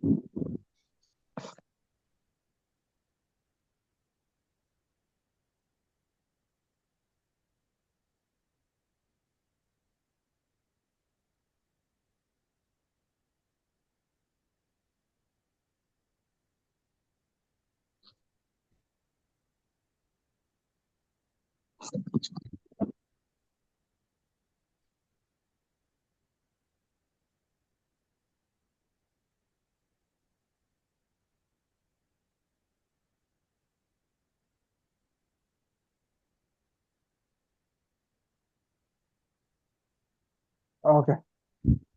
I want us to pick a question where there will be leases in it, and now we show how we incorporate what the leases. Unfortunately, I don't have any question where there will be an adjustment to what there will be an adjustment to what to the revenue. But we have done two questions where there was an adjustment to the revenue. So there can be an adjustment to the revenue. It can be a financing component, sales made on credit. It can be sales made on return basis. It can be sales by commission, and they are including the agent is including what the full amount as revenue. It can be sales where the goods are yet to be delivered to the person. So it can be sales on return basis. It can be sales as an agent.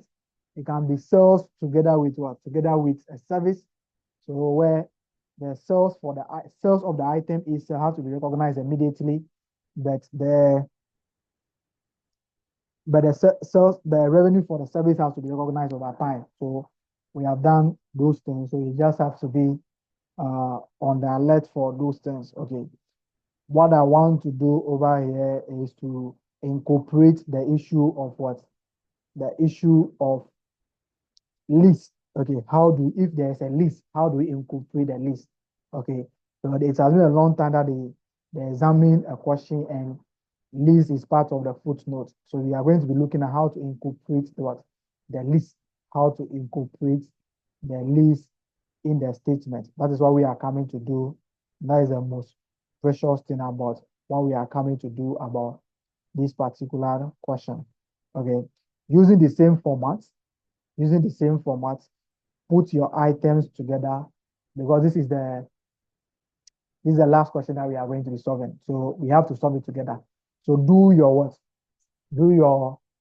format that we have done like this, and we'll be solving the footnote together. But we have to be able to solve it within 45 minutes. So I won't solve this question for you. We will solve it together when we discuss the footnote, and I'll be passing the entries and you'll be doing it on your own. Okay. So put this one there like this.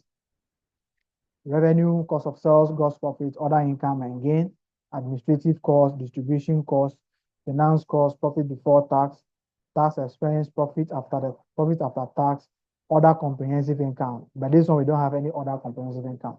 But the question that we are coming to solve, that is what? A revaluation issue on it. So we have to look at that one also.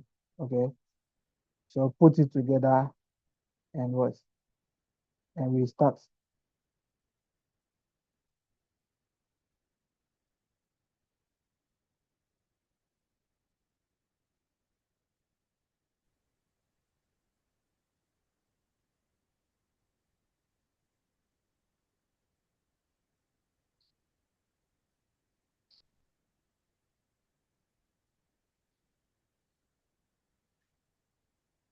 Okay.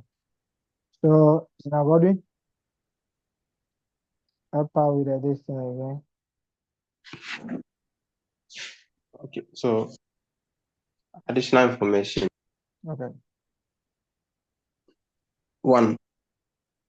The suspense accounts appearing in the trial balance will reflect different transactions which happened on 31st May 2022, as listed below. Proceed from the issue of 100,000 ordinary shares, 120,000. Proceeds from the sale of plants, 300,000. Less consideration for the acquisition of new building, 285,000. Okay, let's come here. Let's go to where the suspense account. Where is the Debit. that is debit, isn't it? Yes. Yeah. Okay, let's come to this place. Whenever they are giving suspense account, whenever the item appears in the trial balance, it means that transaction or recording has been done for that particular transaction. Are we okay? So it means that they have done something and they are having a net figure of 135,000 that should be taken to what? that should be taken to, that has been taken to what? To a suspense. So as far as you are having the suspense account over there, it means that this transaction has been recorded. And how was the transaction, or how was it recorded before they have that particular what? 135,000 over here. This is what happened. Okay. This is what happened. Let's come here. You can see that the entity is receiving what? A sale of what? A sale of 100. new shares, isn't it? Yes. Yes. Okay. Cash is coming in, 120 million, isn't it? Yes. Yes. They are selling plants also. Cash is coming in, isn't it? Yes. Yes. Okay. They are selling this one to, cash is coming in. So you can see that here they are having a cash of 420,000, isn't it? Yes. Okay. So it's just like you have sold shares, you say, okay, just like you have sold an item, you say, okay, we have sold this item, you record it that this item has been sold. Okay, you have also sold this item. And so they have sold this one. You say, okay, we have sold shares, so the shares is increasing. They have also sold plants, so plants is reducing. So they have done that now. But they have used 285,000 out of that. They have used 285,000 out of that to buy new building, to purchase new building. So if you take the 285 from it, that should be giving us 135, isn't it? Yes. Okay. This transaction is just like this. Look at this. Okay. This transaction is just like you be in a store for your brother. So what will happen is that in the store, this is what happened. In the store, this is what happened. So you have sold, let's say you have sold tomatoes 20 cedis. So you say you have sold tomatoes. So you record that you have sold tomatoes 20 cedis. Okay. Then a minute or some minute or some hours later, you have sold, let's say you have sold biscuits for 30 cedis. Okay, you have also recorded that you have sold biscuits of what? But out of this amount, you have used 40 cedis to pay for, you have used 40 cedis to pay for a new delivery. Okay, so you can see that the remaining amount, after all the things that you have done, the remaining amount will be what? So that thing supposed to go to bank or cash. So you just record this amount as a net amount. So this net amount should have gone to what? Should have gone to your cash. That is the net cash for the year. So this is the net process. This is the net cash after all the transaction has been done. So this was what the entity, this was what the accountant did. Okay, this was what the accountant did. The accountant did this particular thing. Let's pay attention to this one. So the time that the accountant was what? The time that the accountant was selling the share, this was what he did. The accountant bought what? He bought building. So the building, he debited building of 285,000. I hope that is correct. Yeah. Okay. He credited what? Plants with a process. He credited plants with how much? 300. Okay. He credited plants with 300, isn't it? Yep. Yes. Okay. And he also credited what? Equity shares At 120. with 120, isn't it? Yes. What is the difference? 135. Okay, this difference, you should have sent the excess amount to what? You should have sent the excess amount to cash because that is the cash remaining. So he should have debited cash or bank. He should have debited cash or bank, but he decided to add it to what?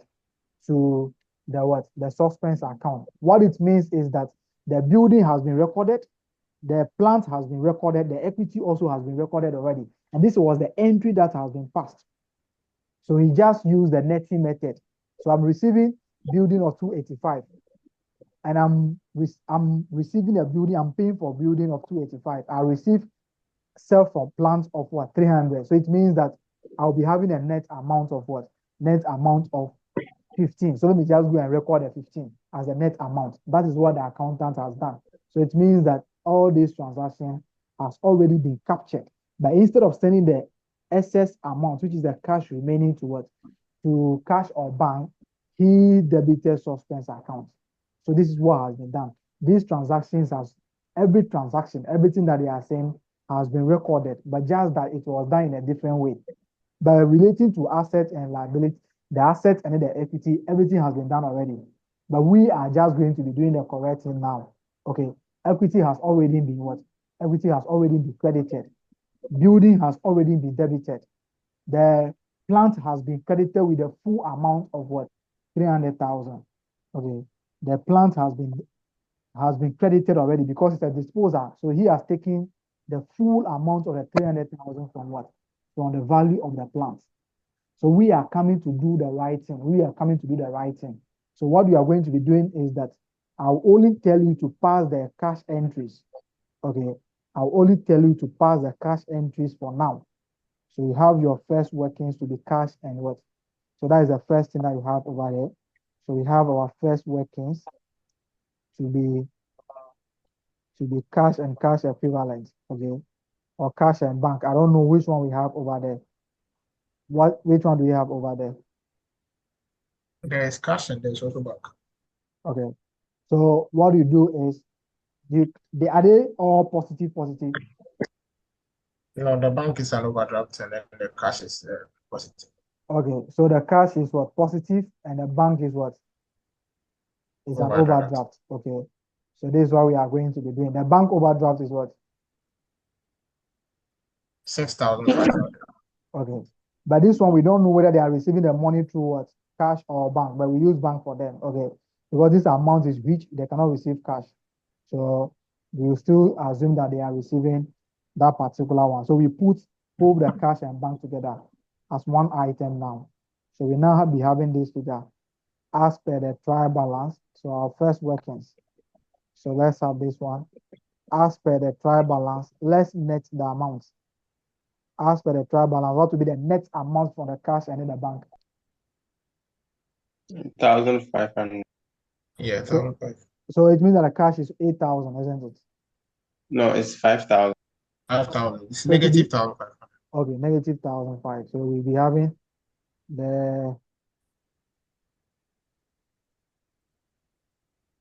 we'll be having 5,000 minus 6,500.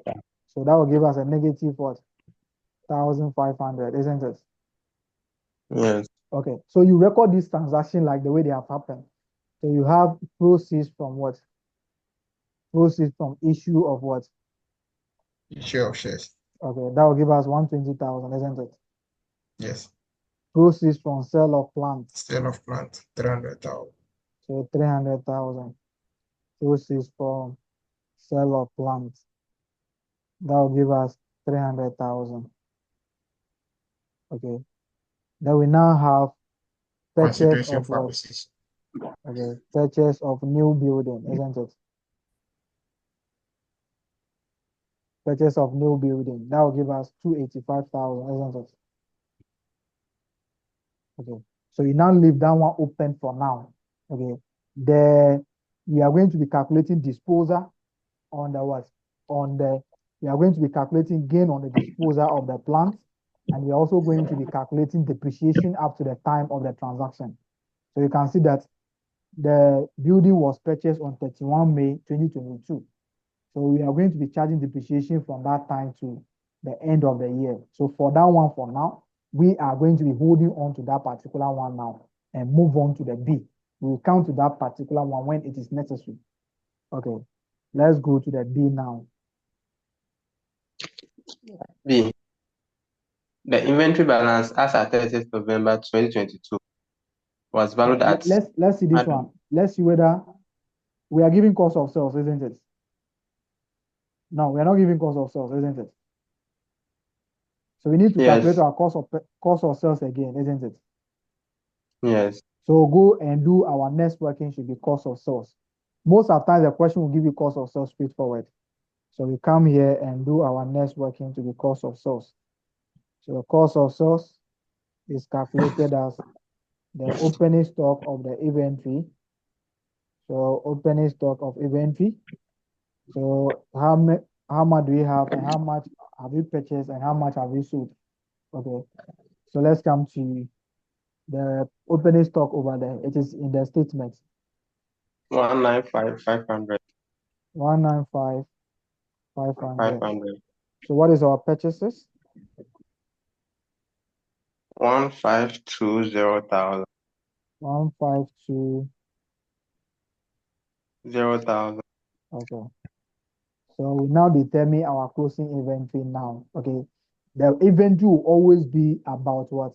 About IS2, where you are going to be, this entity is going to be selling, unless it's a raw material, where the determination of the what? The price of the raw material or the cost of the raw material depends on what you are using the raw material to produce. I hope you can remember that the reduction in the what? In the cost of the raw material depends on if the what? The net realizable value of the finished product that the raw material will be used to produce is higher than the cost. Then we reduce the raw material now. I hope you can remember that. Okay. Yeah. But this one will be a finished product. So finished product that is going to be held for sale.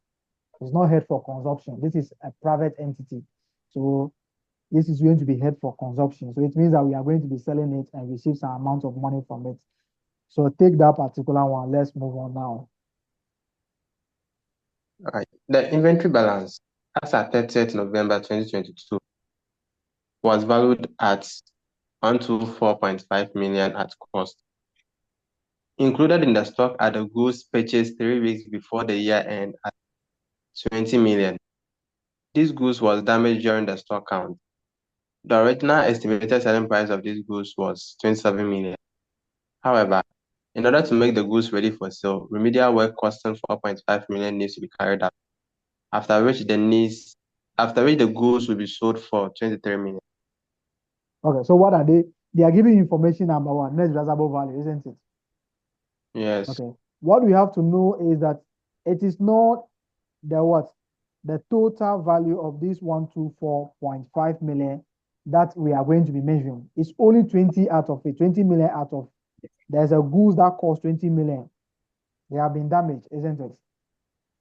Okay. Yeah. So this is what we are going to be measuring. This is what we are going to be measuring now. So what we have to do is this one now. Okay. What do you have to do is this particular one. If you come to the cost of sales, okay, if you come to the cost of sales, you can actually determine your what? Your inventory that is in good condition. The inventory that will be in good condition will be 104.5 million. Do you agree? Yes. Okay. So we have to determine how much we can receive from the one that is damaged. Okay. So included in the stock are the goods purchased 3 weeks before the year end at 20 million. This goods was damaged during the stock count. The original estimated selling price of these goods was 27 million. We are estimating to sell it 27 million when they were in good condition. When they were in what? Good condition. Now they are not in good condition. So what will be the selling price? The question is now giving you the selling price. So the 27 million was when they were in good condition. That is not relevant to us now. Okay. However, in order to make these goods ready for sale, remedial work costing 4.5 million needs to be carried out after which the goods will be sold for 23 million. If we don't want to carry out the remedial work, how much are we going to be selling the goods? If we want to sell the goods in its present condition, how much are we going to be selling it?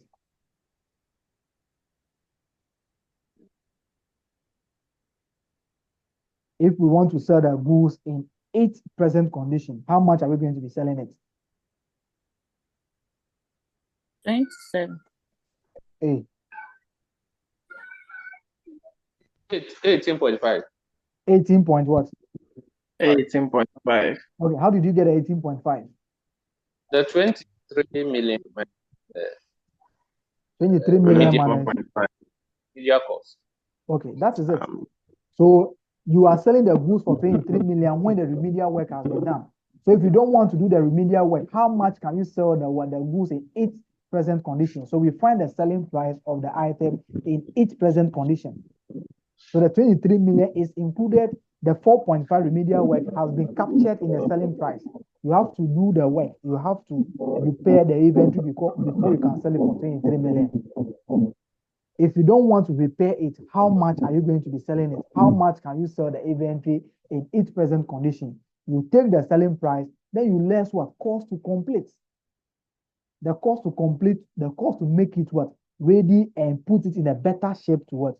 To sell is 4.5. No. we carry out impairment on the inventory in its present condition. In its present condition, what will be the benefit that the inventory will be given to us?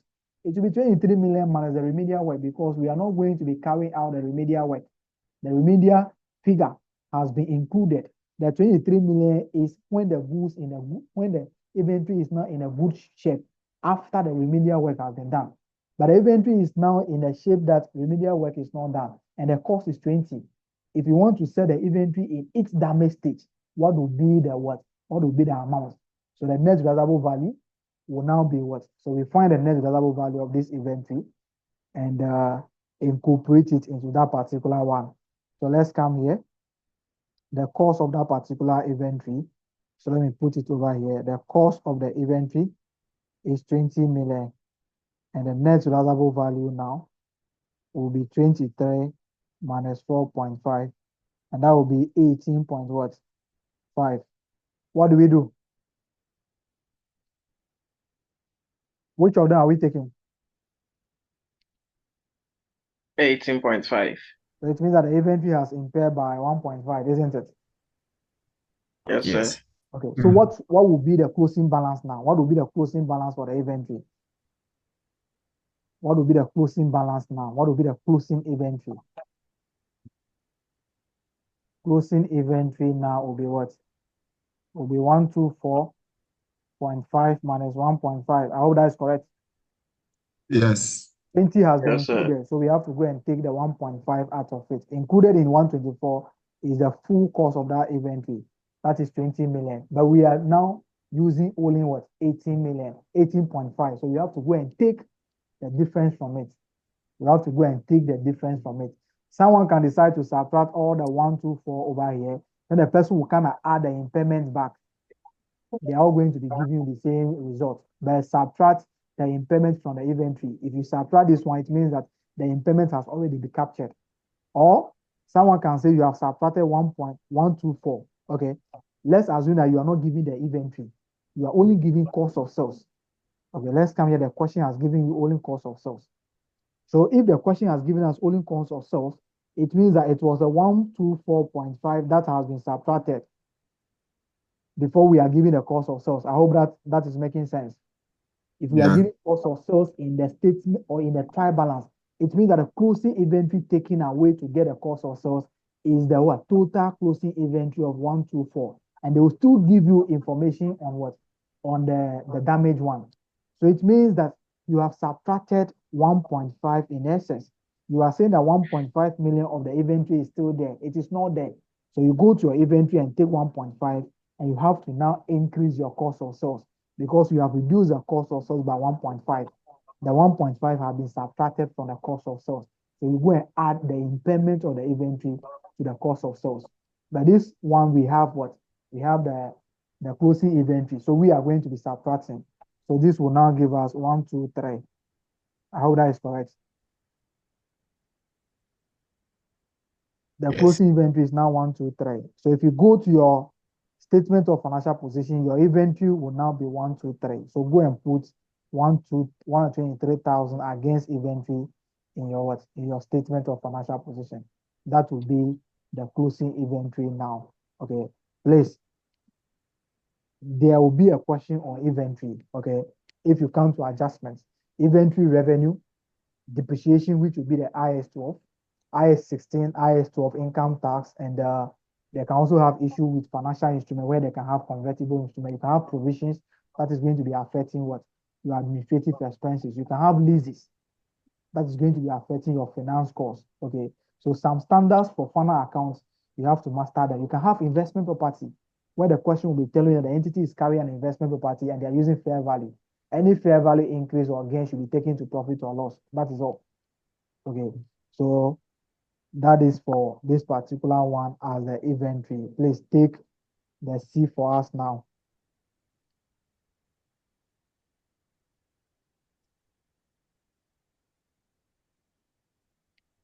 Senior, are we together? Yes. Oh, sorry, I was reading. Yeah. The land and building were acquired on 1st December 2018. The cost of land elements was 30 million, and the expected useful life of the building was estimated at 8 years. As at 31st December 2021, the land and building were revalued at 430 million. That is, land element was 32 million. Depreciation is charged to administration cost. Okay. So they said the land was what? The land was purchased on 1st December 2018, isn't it? Yes. Okay. Let's look at the reporting date over here. This is 30th November 2022, isn't it? Yes. So the starting year will be what? Starting of the year First December. will be 1st December 2021, isn't it? Yes, sir. So it means that the revaluation was done at the beginning Of the year. of the year. So at the beginning of the year, the revaluation, this is what we have to do. We need to know the carrying value of the land and building because we don't know if the question is giving us something over there.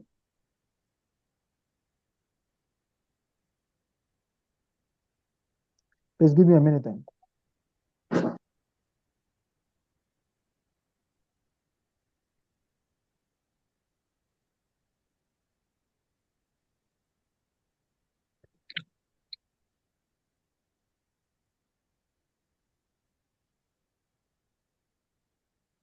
Okay, so let's come here so we can have issues with PP as a working straight over here.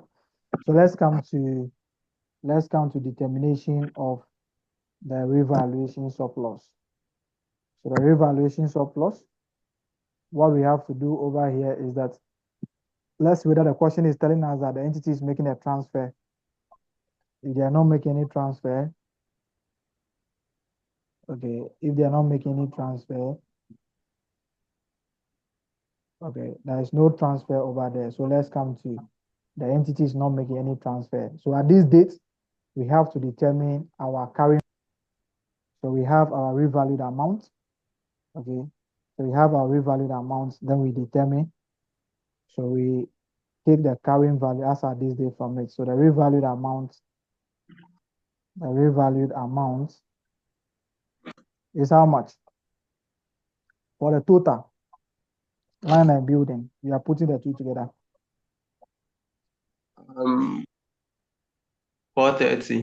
Okay, so that will be 430,000. Okay, so we have to know the carrying value as at this date, isn't it? Yes. Let's go to the land and building. So let's go to the statement there. Land and building is what? 450,000. 450,000. That is the cost, isn't it? Yes. But you have to know that this particular one includes the new purchase for the year. So the new purchase will not be there. New purchase was done on 30th May, isn't it? 31st May rather. So it means that the new purchase is already part of this one. So we have to take it and take the accumulated depreciation also. So our carrying value will be 450,000. Okay. What is the value of the new purchase? The new purchase is what? 285,000. 285. Okay. Great price. So we have 285,000. Okay. Minus the carrying value is how much? Minus the accumulated depreciation rather. What are we having for? 25200. So we have 25200. So 25200. And that will give us the carrying value at the beginning of what? Of the year. Because the 285 has already been recorded. So we have 450 minus 285 minus what? 2.25.2. Okay, 43. I'm having 290 point. I'm having 139,200 over here. Is that correct? 139,800 or something. What is the carrying 800. value? 139,800. Okay. 139,800. 139,800. Okay. So what would be the revaluation surplus there?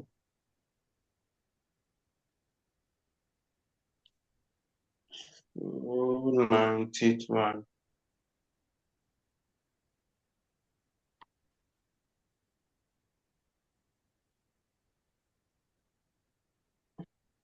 I'm having 290,200. I have 310, 200. It's 430. Oh, okay, I made it 450. So Okay.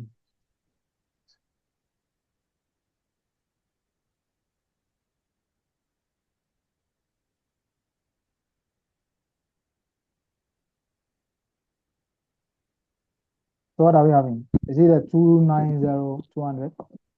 no 200. Is it this figure? 290,720. Hey, 720. 290, 200. 450,000 39.8. minus 285,000 minus 25,200 minus what? For okay, I was the one who we didn't write the 450. listing well, so it should be 139,800. Not the two should not be there. So minus 430,000. So I'm having 290,200. Yes. Okay. So 290,200. That will be the revaluation surplus. Okay. What we are going to be doing over here is you go to your other comprehensive income, you write your revaluation surplus there. But I'll do this one as if what? As if there's a deferred tax issue there.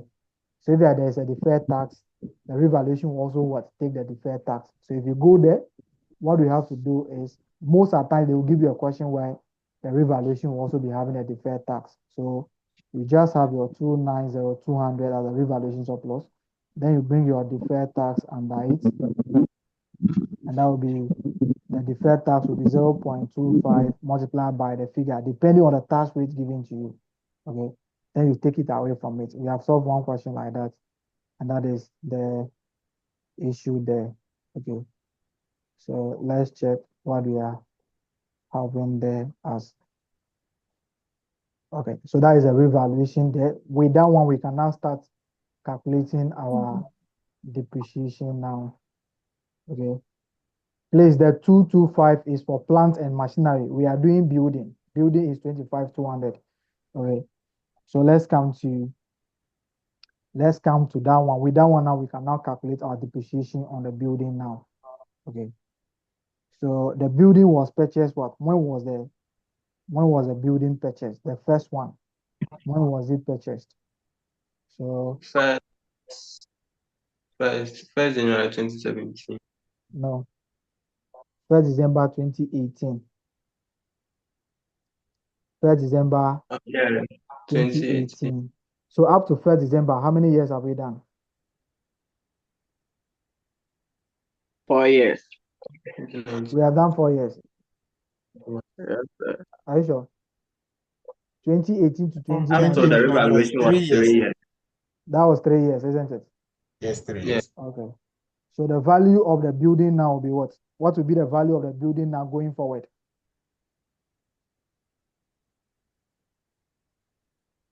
What will be the value of the building going forward from December 2021?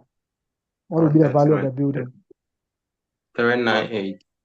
That will be 398. The 430, which is the revalued amount, is for both land and building. And the land is 32 million. So if you take the land, you have the building. The land is going to be assumed to be what? Freehold land. So you don't depreciate. So you come over here and do depreciation on the building. That will be 398,000 divided by what? 5 years, isn't it? Yes. Okay. Plus the building, we now have 2 buildings. I hope you can see that. Okay. Plus 285,000 divided by what? 8, isn't it? Yes. It's a new building. So since they say the building is 8 years, we assume that all buildings that are purchased will be 8 years, but this will be multiplied by 6/12 because it was purchased on 31st what? May. So May to November will give us 6 months. So this will be the depreciation on the building. But let me just do it one by one so that this will not be a problem for us. So let's have the building. I'll have the old one. Let me just do old building. Or let me just write depreciation at the top here. So have depreciation at the top. Then I'll have the old building. The old building, the value will now be the revalued amount. That will be 398,000 divided by the remaining useful life of 5 years. How much are we getting? 79,600. Okay, 79,600. Okay. Then we count the new building.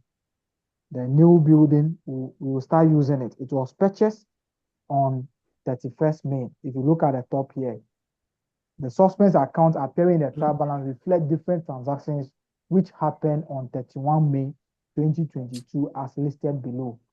So that is 31 May. The reporting date is 30th November. So that will be from June to November. From June to November is 6 months. Okay, so we use this particular asset for 6 months. So that will be 285,000 divided by the 8 years, because all buildings are supposed to have what? 8 years. What are we having? 17812.5. 812.5. So 17812.5. Okay.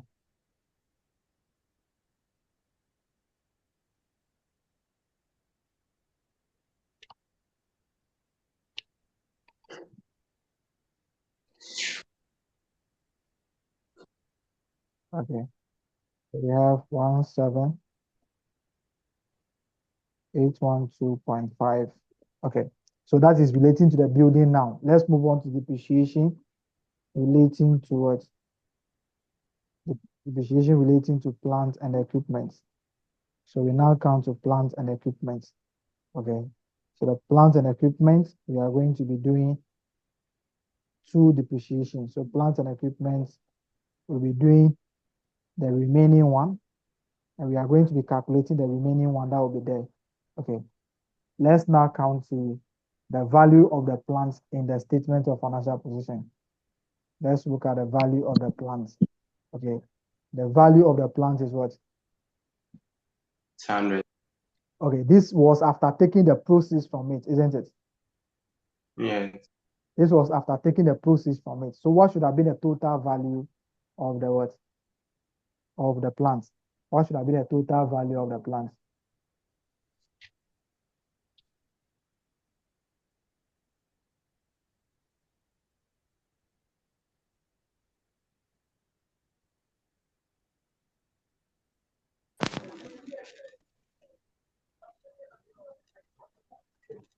What should have been the total value of the plant before 300 was taken? 1,100. 1,100. Okay. 1,001. So that would be 1,100. That is the total value. But let's come here. Let's come to this one. What should have been the amount that should be taken from that figure? Let's go to, there's a statement somewhere. Okay. There's a statement somewhere. Come to the D. Okay. Plant and machinery were acquired some years ago and are depreciated as reducing balance method at 25% and charged to cost of sales.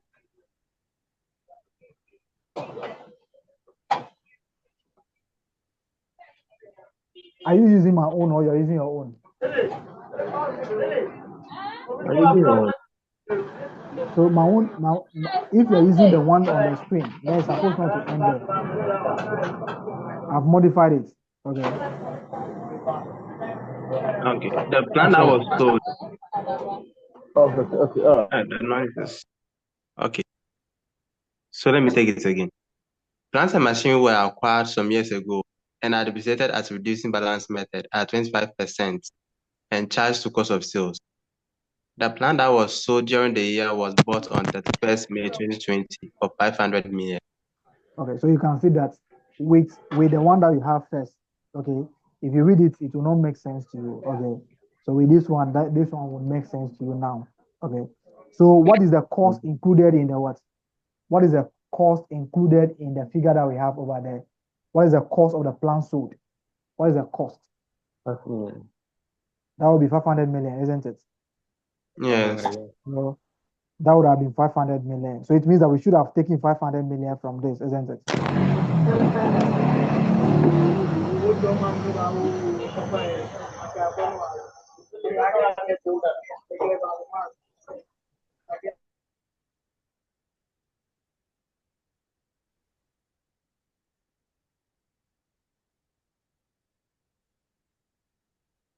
Okay.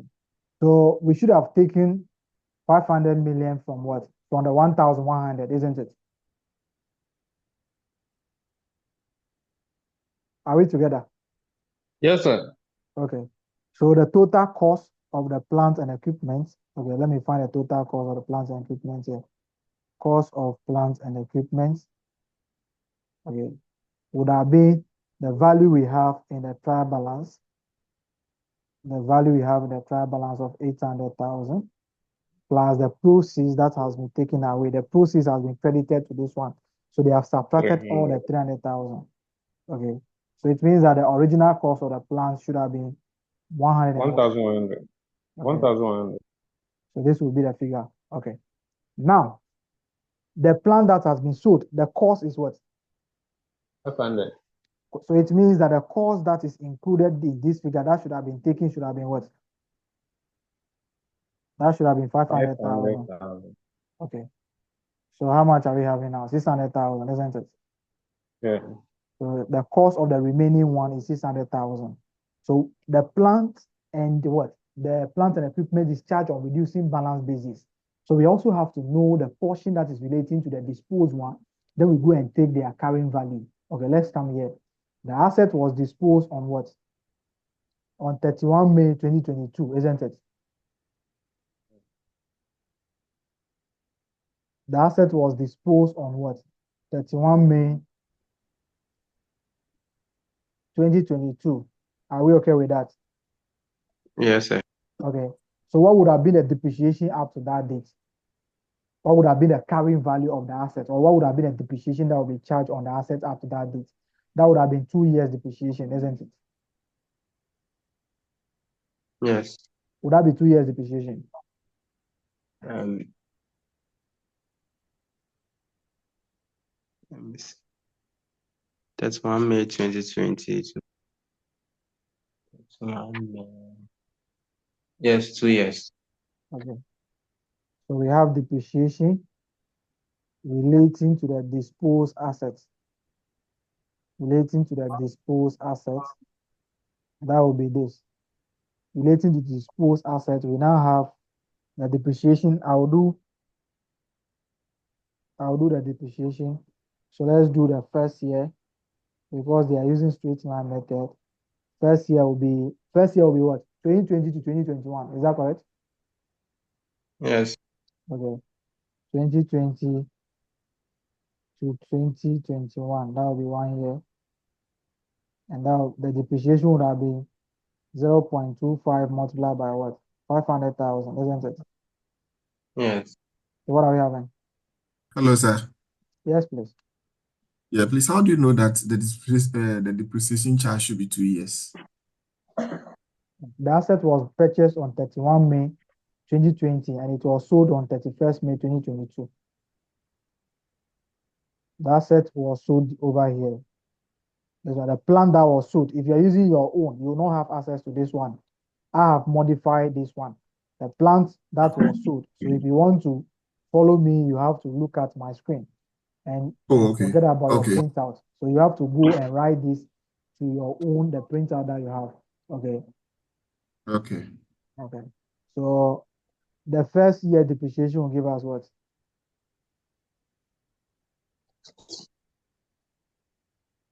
Um, 125,000. 125,000, isn't it? Yes. Okay. 125,000. Okay. But let's go to the depreciation figures given to plant and equipment there. Is it at the end or is it at the beginning of the year? Look at the accumulated depreciation figure. Oh no. Why should they have 2017. 2017? No, it's supposed to be. Hey, Is it that I'm using the different question or okay? They all should be at the beginning of the year. Okay, so the beginning of Okay. the year should be. So the beginning of the year is what 225,800, isn't it? Yeah. So it means that included in this particular figure is going to be the 1 year 6 month depreciation relating to what? Relating to the plan that has been sold. Do you agree? Yeah.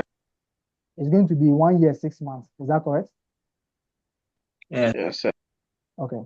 So we come to the depreciation that was included over here. Depreciation that will be included over here for the current year, that will be 6 months. So the 6 months will give us what? 0.25 on the carrying value because we are charging this on what? On It's in balance. reducing balance. So what will be the figure there?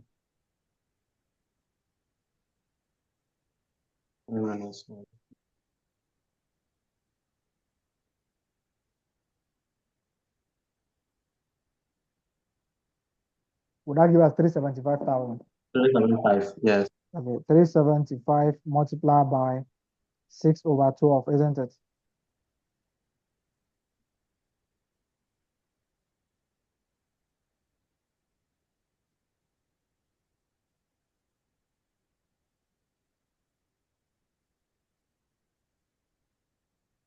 Yes. What are you having? 46.875. So 468,875, isn't it? Yeah. Yeah. Okay, 468. So the depreciation for the 6 months that has been included at the beginning of the year will be 468,875. So what is the total depreciation? What is the total depreciation included in the accumulated depreciation of the plant and equipment? That will be 125,000 plus this, isn't it? Yes. Yeah.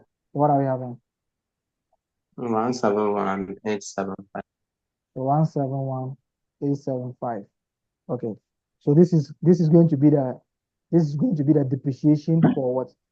This is going to be the depreciation for the remaining what? For the assets, so For the remaining plants. Depreciation for the remaining plants now will be 0.25 multiplied by 600,000. Okay. So let me just go and calculate the carrying value as at this date for them.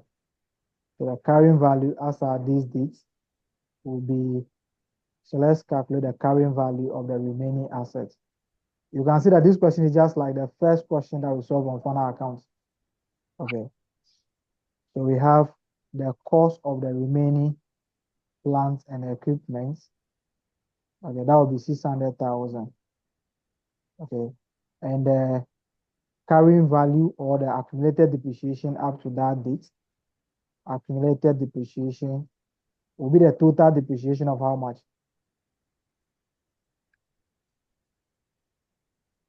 Total accumulated depreciation in the trial balance is what?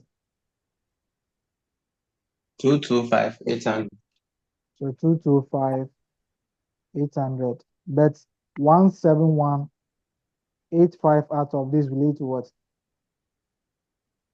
Relate to the plan that has been sold. So what are we going to be having as the accumulated depreciation at the beginning of the year? 539,25. Okay. 539. 25. Okay, 25. So what will be the carrying value?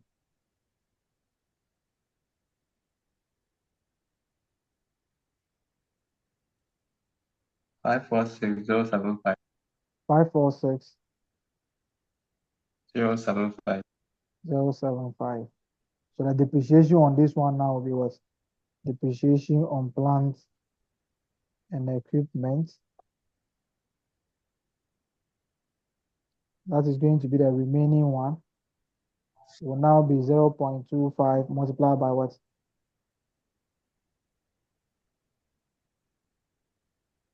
546,075. 546,075. What are you having?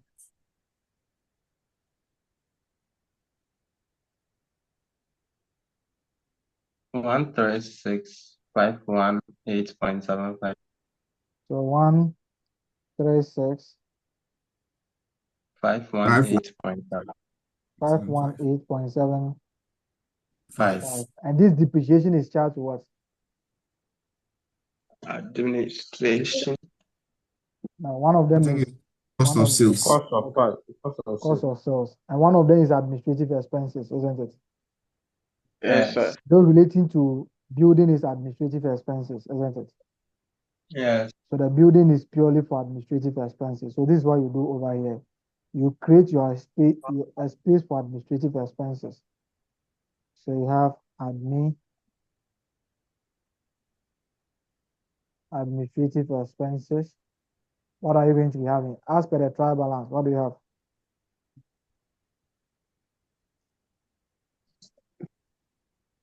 Um, 422,000. 422,000. So we come to the depreciation of the building. What will be the total depreciation of the building? What will be the total depreciation of the building? This will be this one plus this one, isn't it? Yes. Yeah. So what are we having? 97,412.50. Okay.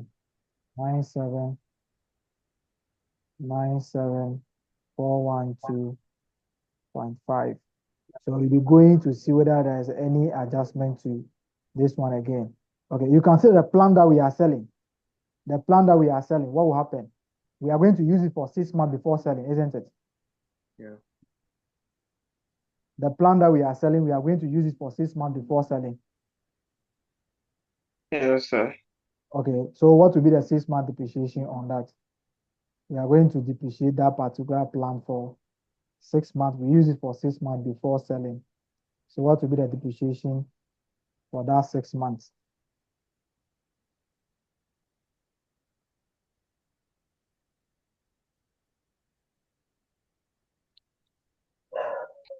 Next, 875. 8 46875. 0.25 multiplied by 37, 375,000 multiplied by 0.5. I'm having 46875. Yes, sir. Okay, plus the depreciation on the remaining one for 2 years, for 1 year rather. That will give us 136,5, 18.75. What is the total? Listen, we can't see your board. Really?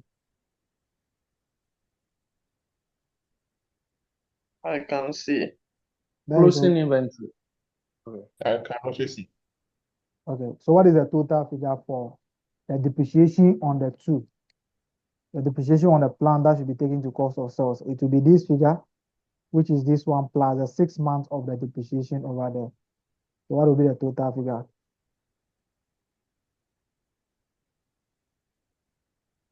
Okay, this supposed to closing inventory is supposed to be 123,000.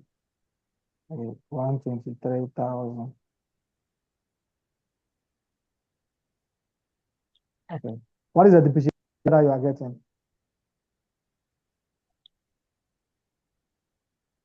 I'm getting 183393.75.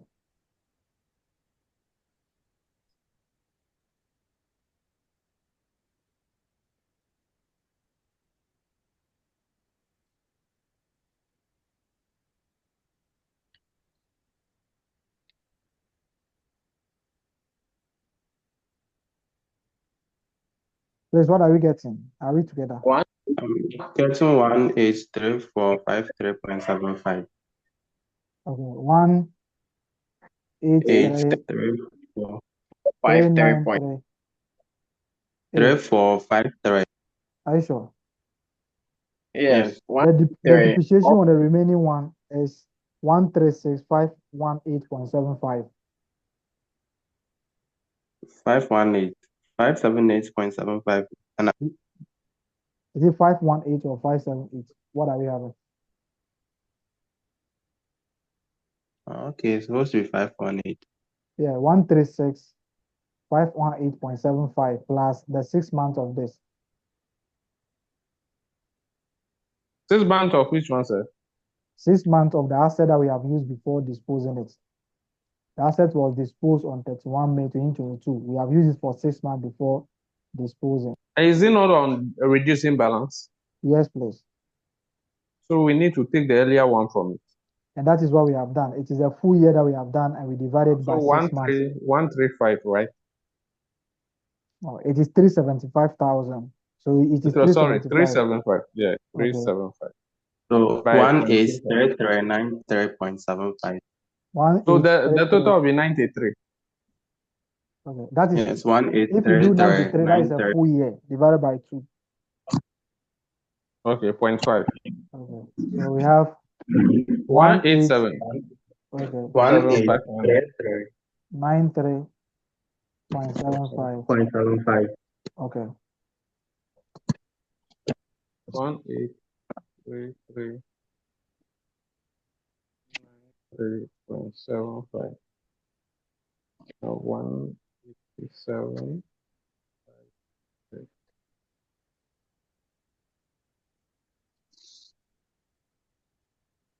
136.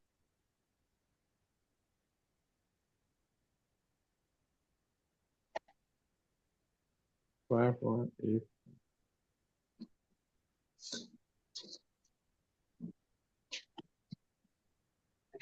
okay. Let's find the carrying value of our PPE now. We can have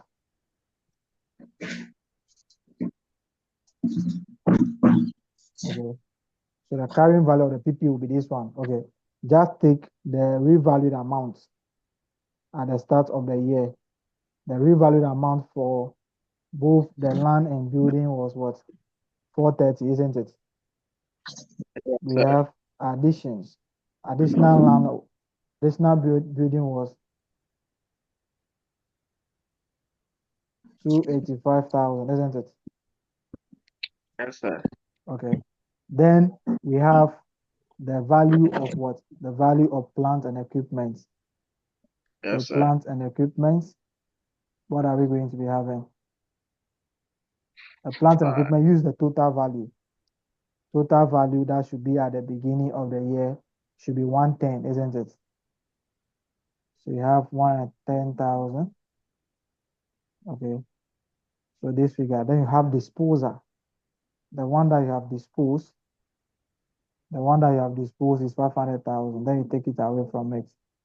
Or you can just show their carrying value over here. Then you subtract the depreciation from it. You'll be getting the same answer. Then you come to the accumulated depreciation.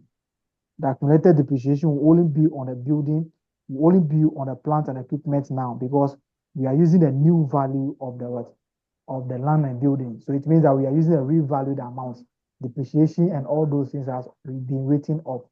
We are using the new value from the start of the year. So you just bring the accumulated depreciation for this one. That will be 22 what? For 22. What is the accumulated depreciation for these people? It was 22 what? 800. Are you sure? 225. 800. Okay. Then this particular one is including what? The depreciation on the disposal of the item, isn't it? Yes. Disposed depreciation relating to the disposed plants. So how much is it? It was 1.5 year that has been included. And that was what figure? 1775. 171,875. Okay. Then we now bring the depreciation charge for the year now. Okay. The depreciation charge for the year will be this figure. So the depreciation charge for the year will bring building. What is the depreciation charge for the building? If we put the two buildings together, we are having something for them. That was 97412.5. okay. So that will be a reduction. 97412 point what? 5. Okay. 0.5. Okay, what is we have removed the disposed what? The disposed plant and equipment. Okay. So what will happen? We only bring the depreciation relating to what? To the assets that are there now. So how much was the depreciation relating to the remaining was property, plant, and equipment? That would be 136,518.75. So 136,518.75. Okay. The next thing that you have to do is to calculate gain on disposal of the assets. We haven't done gain on disposal of the assets yet. So this will give you the carrying value to be taken to that one. Let's do gain on disposal. PP alone can take about two sheets of your working sheet. Okay. So we have the process. The process will give us 300,000. That's the amount that we are receiving. Okay. Then we count to the carrying value of the asset as at this date. We have used the asset for 2 years. As at the day that we are selling, it will be 2 years. So I'll just do 0.75 multiplied by 500,000 multiplied by 0.75. Do you have any problem with that? We are using 25% every year. So the first year we have used 25%. That will be giving us 75% will be remaining. The remaining year we use 25% of the 100%. Or if you like, you can do 2 years depreciation and take it from that particular one. So 125,000. Yes, please. I thought it's supposed to be 1.5. No, we are selling the asset on 31 May 2022. It was purchased on 31 May 2019. That's Oh, okay. that's Okay. 2 years Yeah. from the time of purchase up to now. Okay. So what are you having as a total?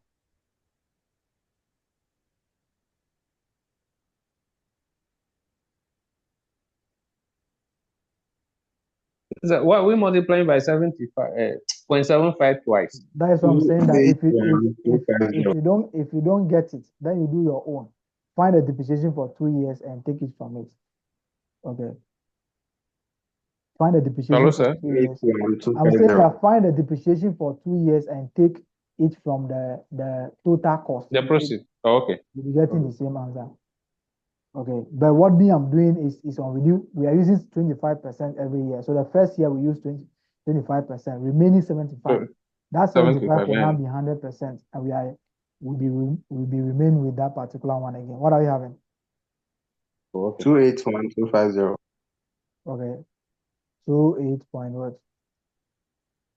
281,250. 250. What will be the gain?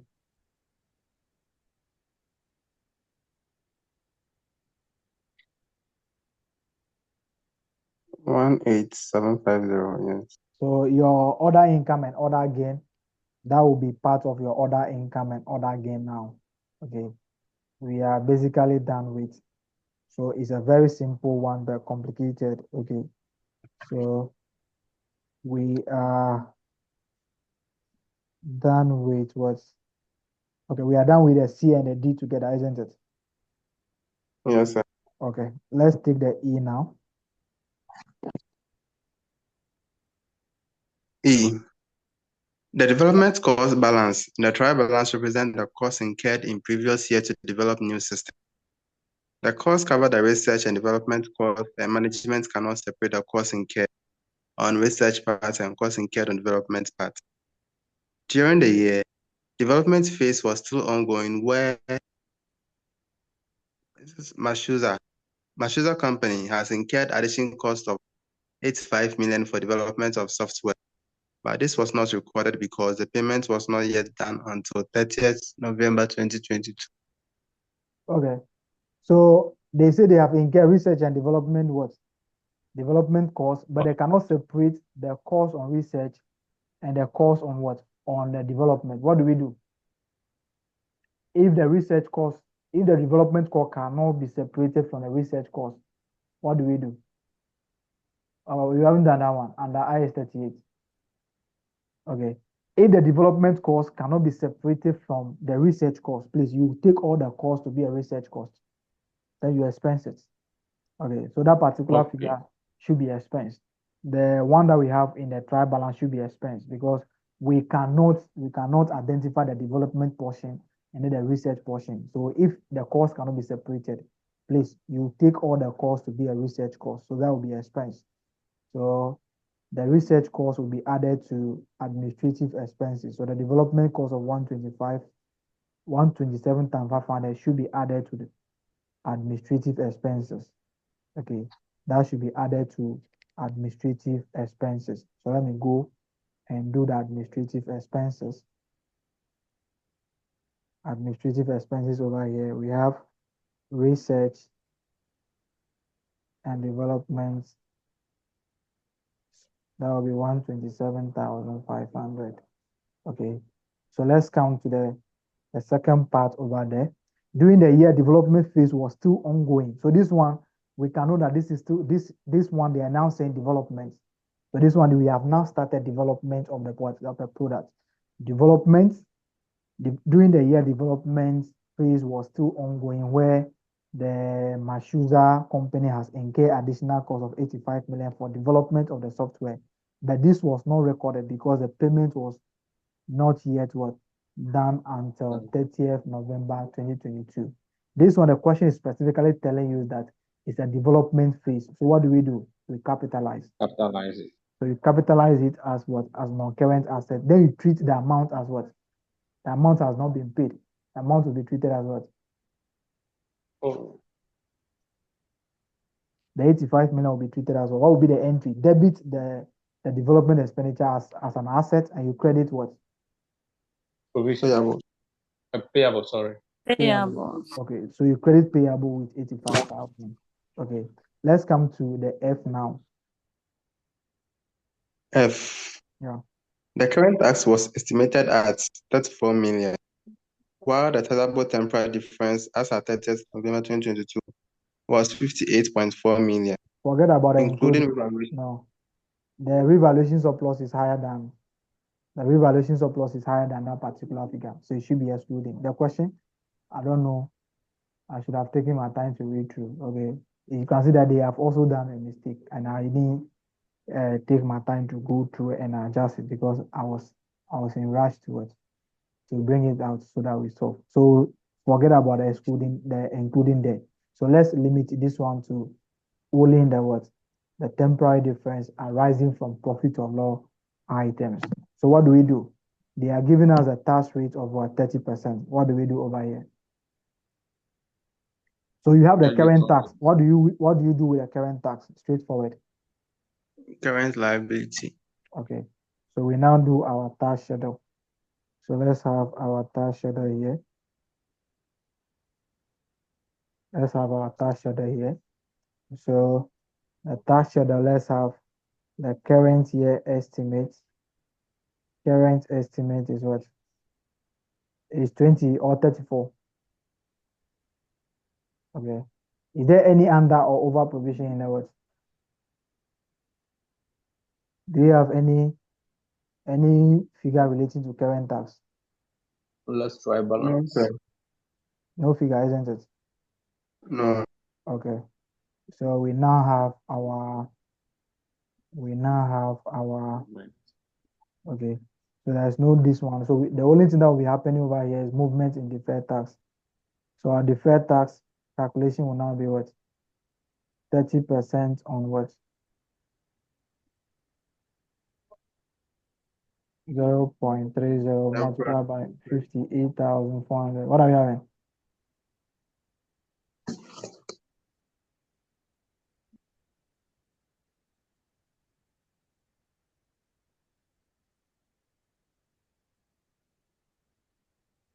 One seven five two zero. 17. 7520. Okay. So let's go to the deferred tax provision that we have in the what? In the trial balance. What is the deferred tax provision? 1 to 500. So what is happening there? There's Increase. increment. Okay, there's a movement in deferred tax of how much?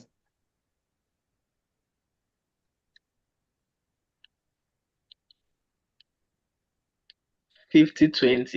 50-20. So movement in deferred tax will be 50-20. So this is what you do. From this one, you do your workings for the deferred tax also straightforward. So this one, there is no under over provision. This figure will go, the total will go straight to as your tax expense. So let's come to the deferred tax over here. You have your opening balance. Okay. So I'll come back and ask a question. This will be 12,500. But the closing balance will be 17. So the movement will give us, the movement is, we say 5020, isn't it? Yes. Yes. Okay. So this one will give us what? 17520, isn't it? Mhm. Okay. Yes. There is no issue about we are ignoring the deferred tax on the what? On the revaluation. Okay. But the question, if the question should tell you that the temporary difference is including the what? The revaluation, what do we do? How do we find the one relating to the profit or loss? If the question is saying that the 58,400 is relating to, is including the temporary difference, is including the revaluation, how do we find a portion relating to the profit or loss? So you add the tax on the revaluation surplus to the opening balance of the deferred tax, then compare it with the closing balance. So the difference is what will go to the P&L. Say that again. You add the tax on the revaluation surplus to the opening balance of the deferred tax, then compare it to the closing balance of the deferred tax. The difference is what will go to the profit and loss. So I'll add I'll add the tax on revaluation. Okay. To the opening balance. To the opening balance of the deferred tax. Yes. Okay. Then I'll compare with the closing balance. Yes. Then the difference will be the one that will go to profit or loss. Yes, please. Why do you like complicated things? Okay. You just take the revaluation from the temporary difference. That is all. So it means that the revaluation surplus is increasing the carrying value of the asset by that particular amount. The carrying value of the asset will be increased by the revaluation surplus. That will be higher than the tax base, the original tax base. So just remove the revaluation surplus from what? From the temporary difference. The difference over there will be the temporary difference relating to profit or loss, so that you calculate. That's how we have done. So you do it before multiplying by the percentage. Yes, you calculate it for them separate. So what is the deferred tax relating to the what? The revaluation. So you just, if the revaluation should be, so let's say this was 58,400. All the things that we have learned in class, this is the same thing that we are applying over here. This is in the revaluation. So if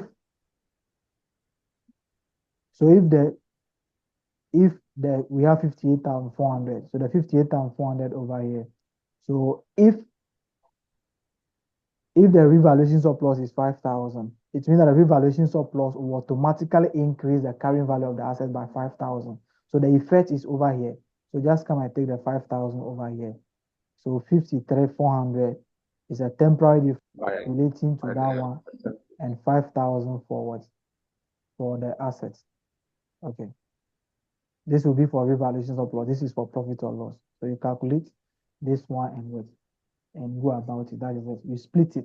What is the revaluation surplus? Take the revaluation surplus from a temporary difference. On the temporary difference. Then you do your figure there. Computation. What he's saying is also correct. Okay. But that is too long for me. Okay. So let's come to that particular one. So I want to incorporate, how do we go about the list? My focus is about list. So G. On 1st December 2021, Mashoza Company Limited leased a motor vehicle from General Motors Limited for 4 years. It was the responsibility of Mashoza Company to repair the motor vehicle. Mashoza Company will make installment lease payments of 40 million per year on 30th November. The first payment was made on 30th November 2022, which is yet to be recorded. The fair value of the machine was 60 million. with an estimated useful life of 5 years. The interest rate implicit in the lease was 10% per year. Okay. So this one, what you do is don't say that this is under lease and this is in final account. Okay. All the things that you have been doing, we have been doing, all the things that we have been doing, like normal standard, is the same thing that we have been doing over here. The entry that we have been passing, send it to profit or loss. It's the same thing that you'll be doing when you are doing profit or loss. But just that we are not doing full profit or loss. That is why we are doing only extract of the profit or loss. So this one over here, the lease, you just account for the lease at a normal lease. You calculate the right of use, and you also calculate the lease liability at the inception of the lease. Then the depreciation will be going to profit or loss. Just like how we calculate depreciation and say, oh, profit or loss extract, then this will go to profit or loss. If you are doing full profit or loss, the depreciation will come. The finance cost will come as what? As an expense. The same thing. You show your lease liability in the statement of financial position, and you show your right of use at what? At the carrying value. That's the same thing that we have been doing. It's the same thing that we have been doing for the single standard, and show the extra. That is how it will appear in the statement of financial position and profit or loss. But just that we are not preparing the full one. That's why we show only part of it. So at the inception of the list, which is the start of the first year, which is 1st December 2021, you recognize lease liability and right of use. Okay. You recognize lease liability and right of use. How are they paying the what? The renters? Is it in arrears or in advance? In arrears. Okay. So what is the lease period? 4 years. 4 years. How much is the renters? 14,000, isn't it? Yes, sir. Please forget about the fair value there. At the inception of the lessee has to recognize right of use and the lease liability. So that will be 1 to 4. That will be, we are paying in arrears, so we have 4 years to pay. We are paying the same amount every year, so that is an annuity. 14,000. The interest rate implicit in the lease is what? 10%. Okay. If you are not giving the 10%, you use the borrowing rate of the what? The customer. Of the what? Of the lessee. Okay. Yes, We come over here. 4 years annuity. What are you having? 3.16. 3.16. 170. Okay, 3.170. If you multiply, what are we having?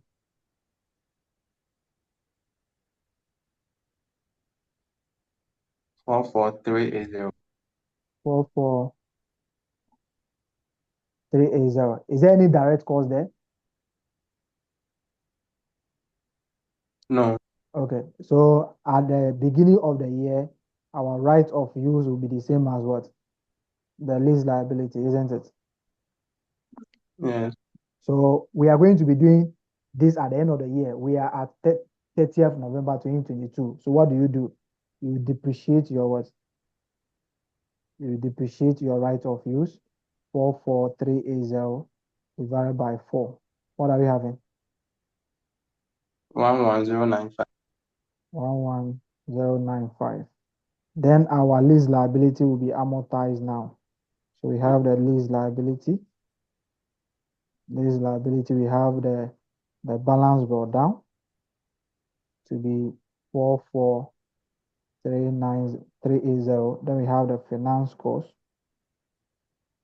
Finance cost to be 0.1 multiplied by 44380.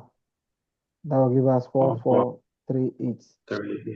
And we have made a rental payment, isn't it? Yes. And I say this has not been recognized, isn't it? Yes. So we debit the liability and credit the cash of the entity. So this will be the figure that will go to this one. But the question will tell you where you are charging the depreciation of this item to. Okay. So lease a motor vehicle from General Motors for 4 years. It was a responsibility. Forget about those ones. And so the motor vehicle, you can take it to administrative what? You can take the depreciation to administrative expenses. Okay. So let's go to administrative. We look at depreciation of right of use. Depreciation of right of use. And that will give us 11095. Okay. If you go to your statement of financial position under the assets, you can have lease motor vehicle or right of use of asset, any of them. So someone can write leased motor vehicle, and that will be shown as 44380 minus 11095 under your non-current assets. Then you count your non-current liability. You just show your lease liability as a final figure here in the statement of financial position. So it's the same thing that we have been doing as extracts, the same thing. The way we have been doing it for the individual accounts, that if you go to profit or loss, this is how it will appear. The same thing that will appear, but just that we don't have access to full information to prepare final accounts. So don't go there and say you haven't done this under final account before, so you don't know what to do. The way you have been doing it as extracts, that depreciation to profit or loss, finance cost to profit or loss. If you are doing a full profit, they will be shown as depreciation in profit or loss and also finance cost in profit or loss. Let's now find our total finance cost from this question. Okay, so our finance cost will be the one from the lease. That will be 4438. Okay, we have some other items over there, other liabilities over here. You put them together to have a finance cost. Okay. Yeah. So the first one is what? We have 2.25 for loan stock. So what is the interest on that? The question has even given the interest, but you have to reconcile and see. 2.125% on 400,000. What are we having?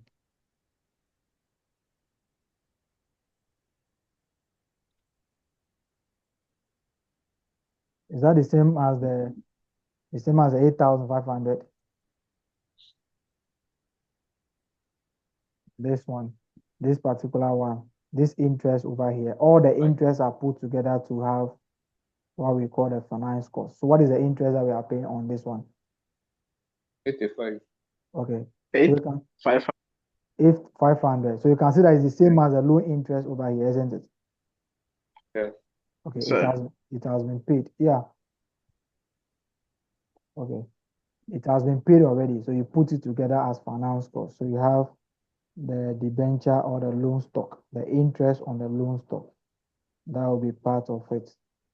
So loan stock. If you have bank interest, the bank interest will also be treated as finance cost. All interests are put together to have finance cost. So we have the redeemable preference dividend also. Redeemable preference dividend. How much are we paying on the redeemable preference dividends? How much are we paying on the redeemable preference dividends? 22% at what?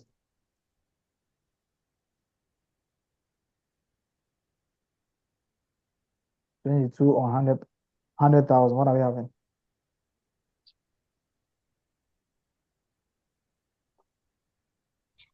22,000. Okay. Please, at every point in time, try to reconcile the figures that you have over here. There might be owings. They might be paying 20,000 instead of them paying what? 100,000. They might be paying 20,000. Okay, but they will pay only 20,000. It means that they are owing 2,000. So you have to charge the total interest that should have been paid. This is irredeemable preference. This is redeemable preference shares. So their dividends are treated as what? As finance cost, because the instrument itself is treated as what? As a liability. So you come here and have your interest. If you have bank interest, you come and total. So that will be a total finance cost for this particular one. This will be a total finance cost. So you just put your liability and all those issues together and you have your figure. Any issue?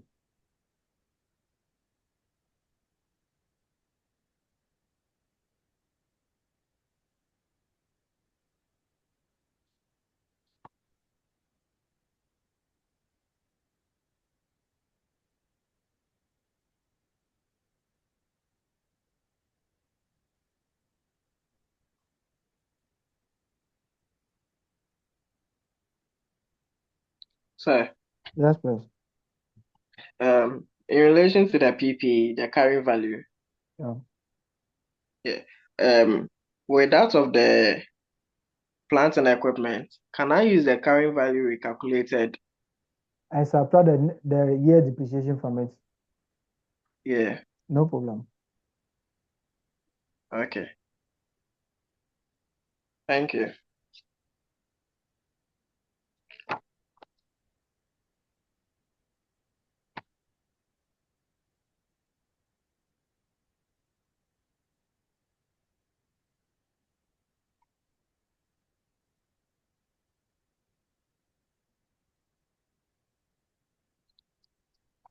Any other issues now? No, please. Okay. Please, what is it? Least cost? Is it motion or Which one? Moto. motor? This Okay. motor. This motorbike.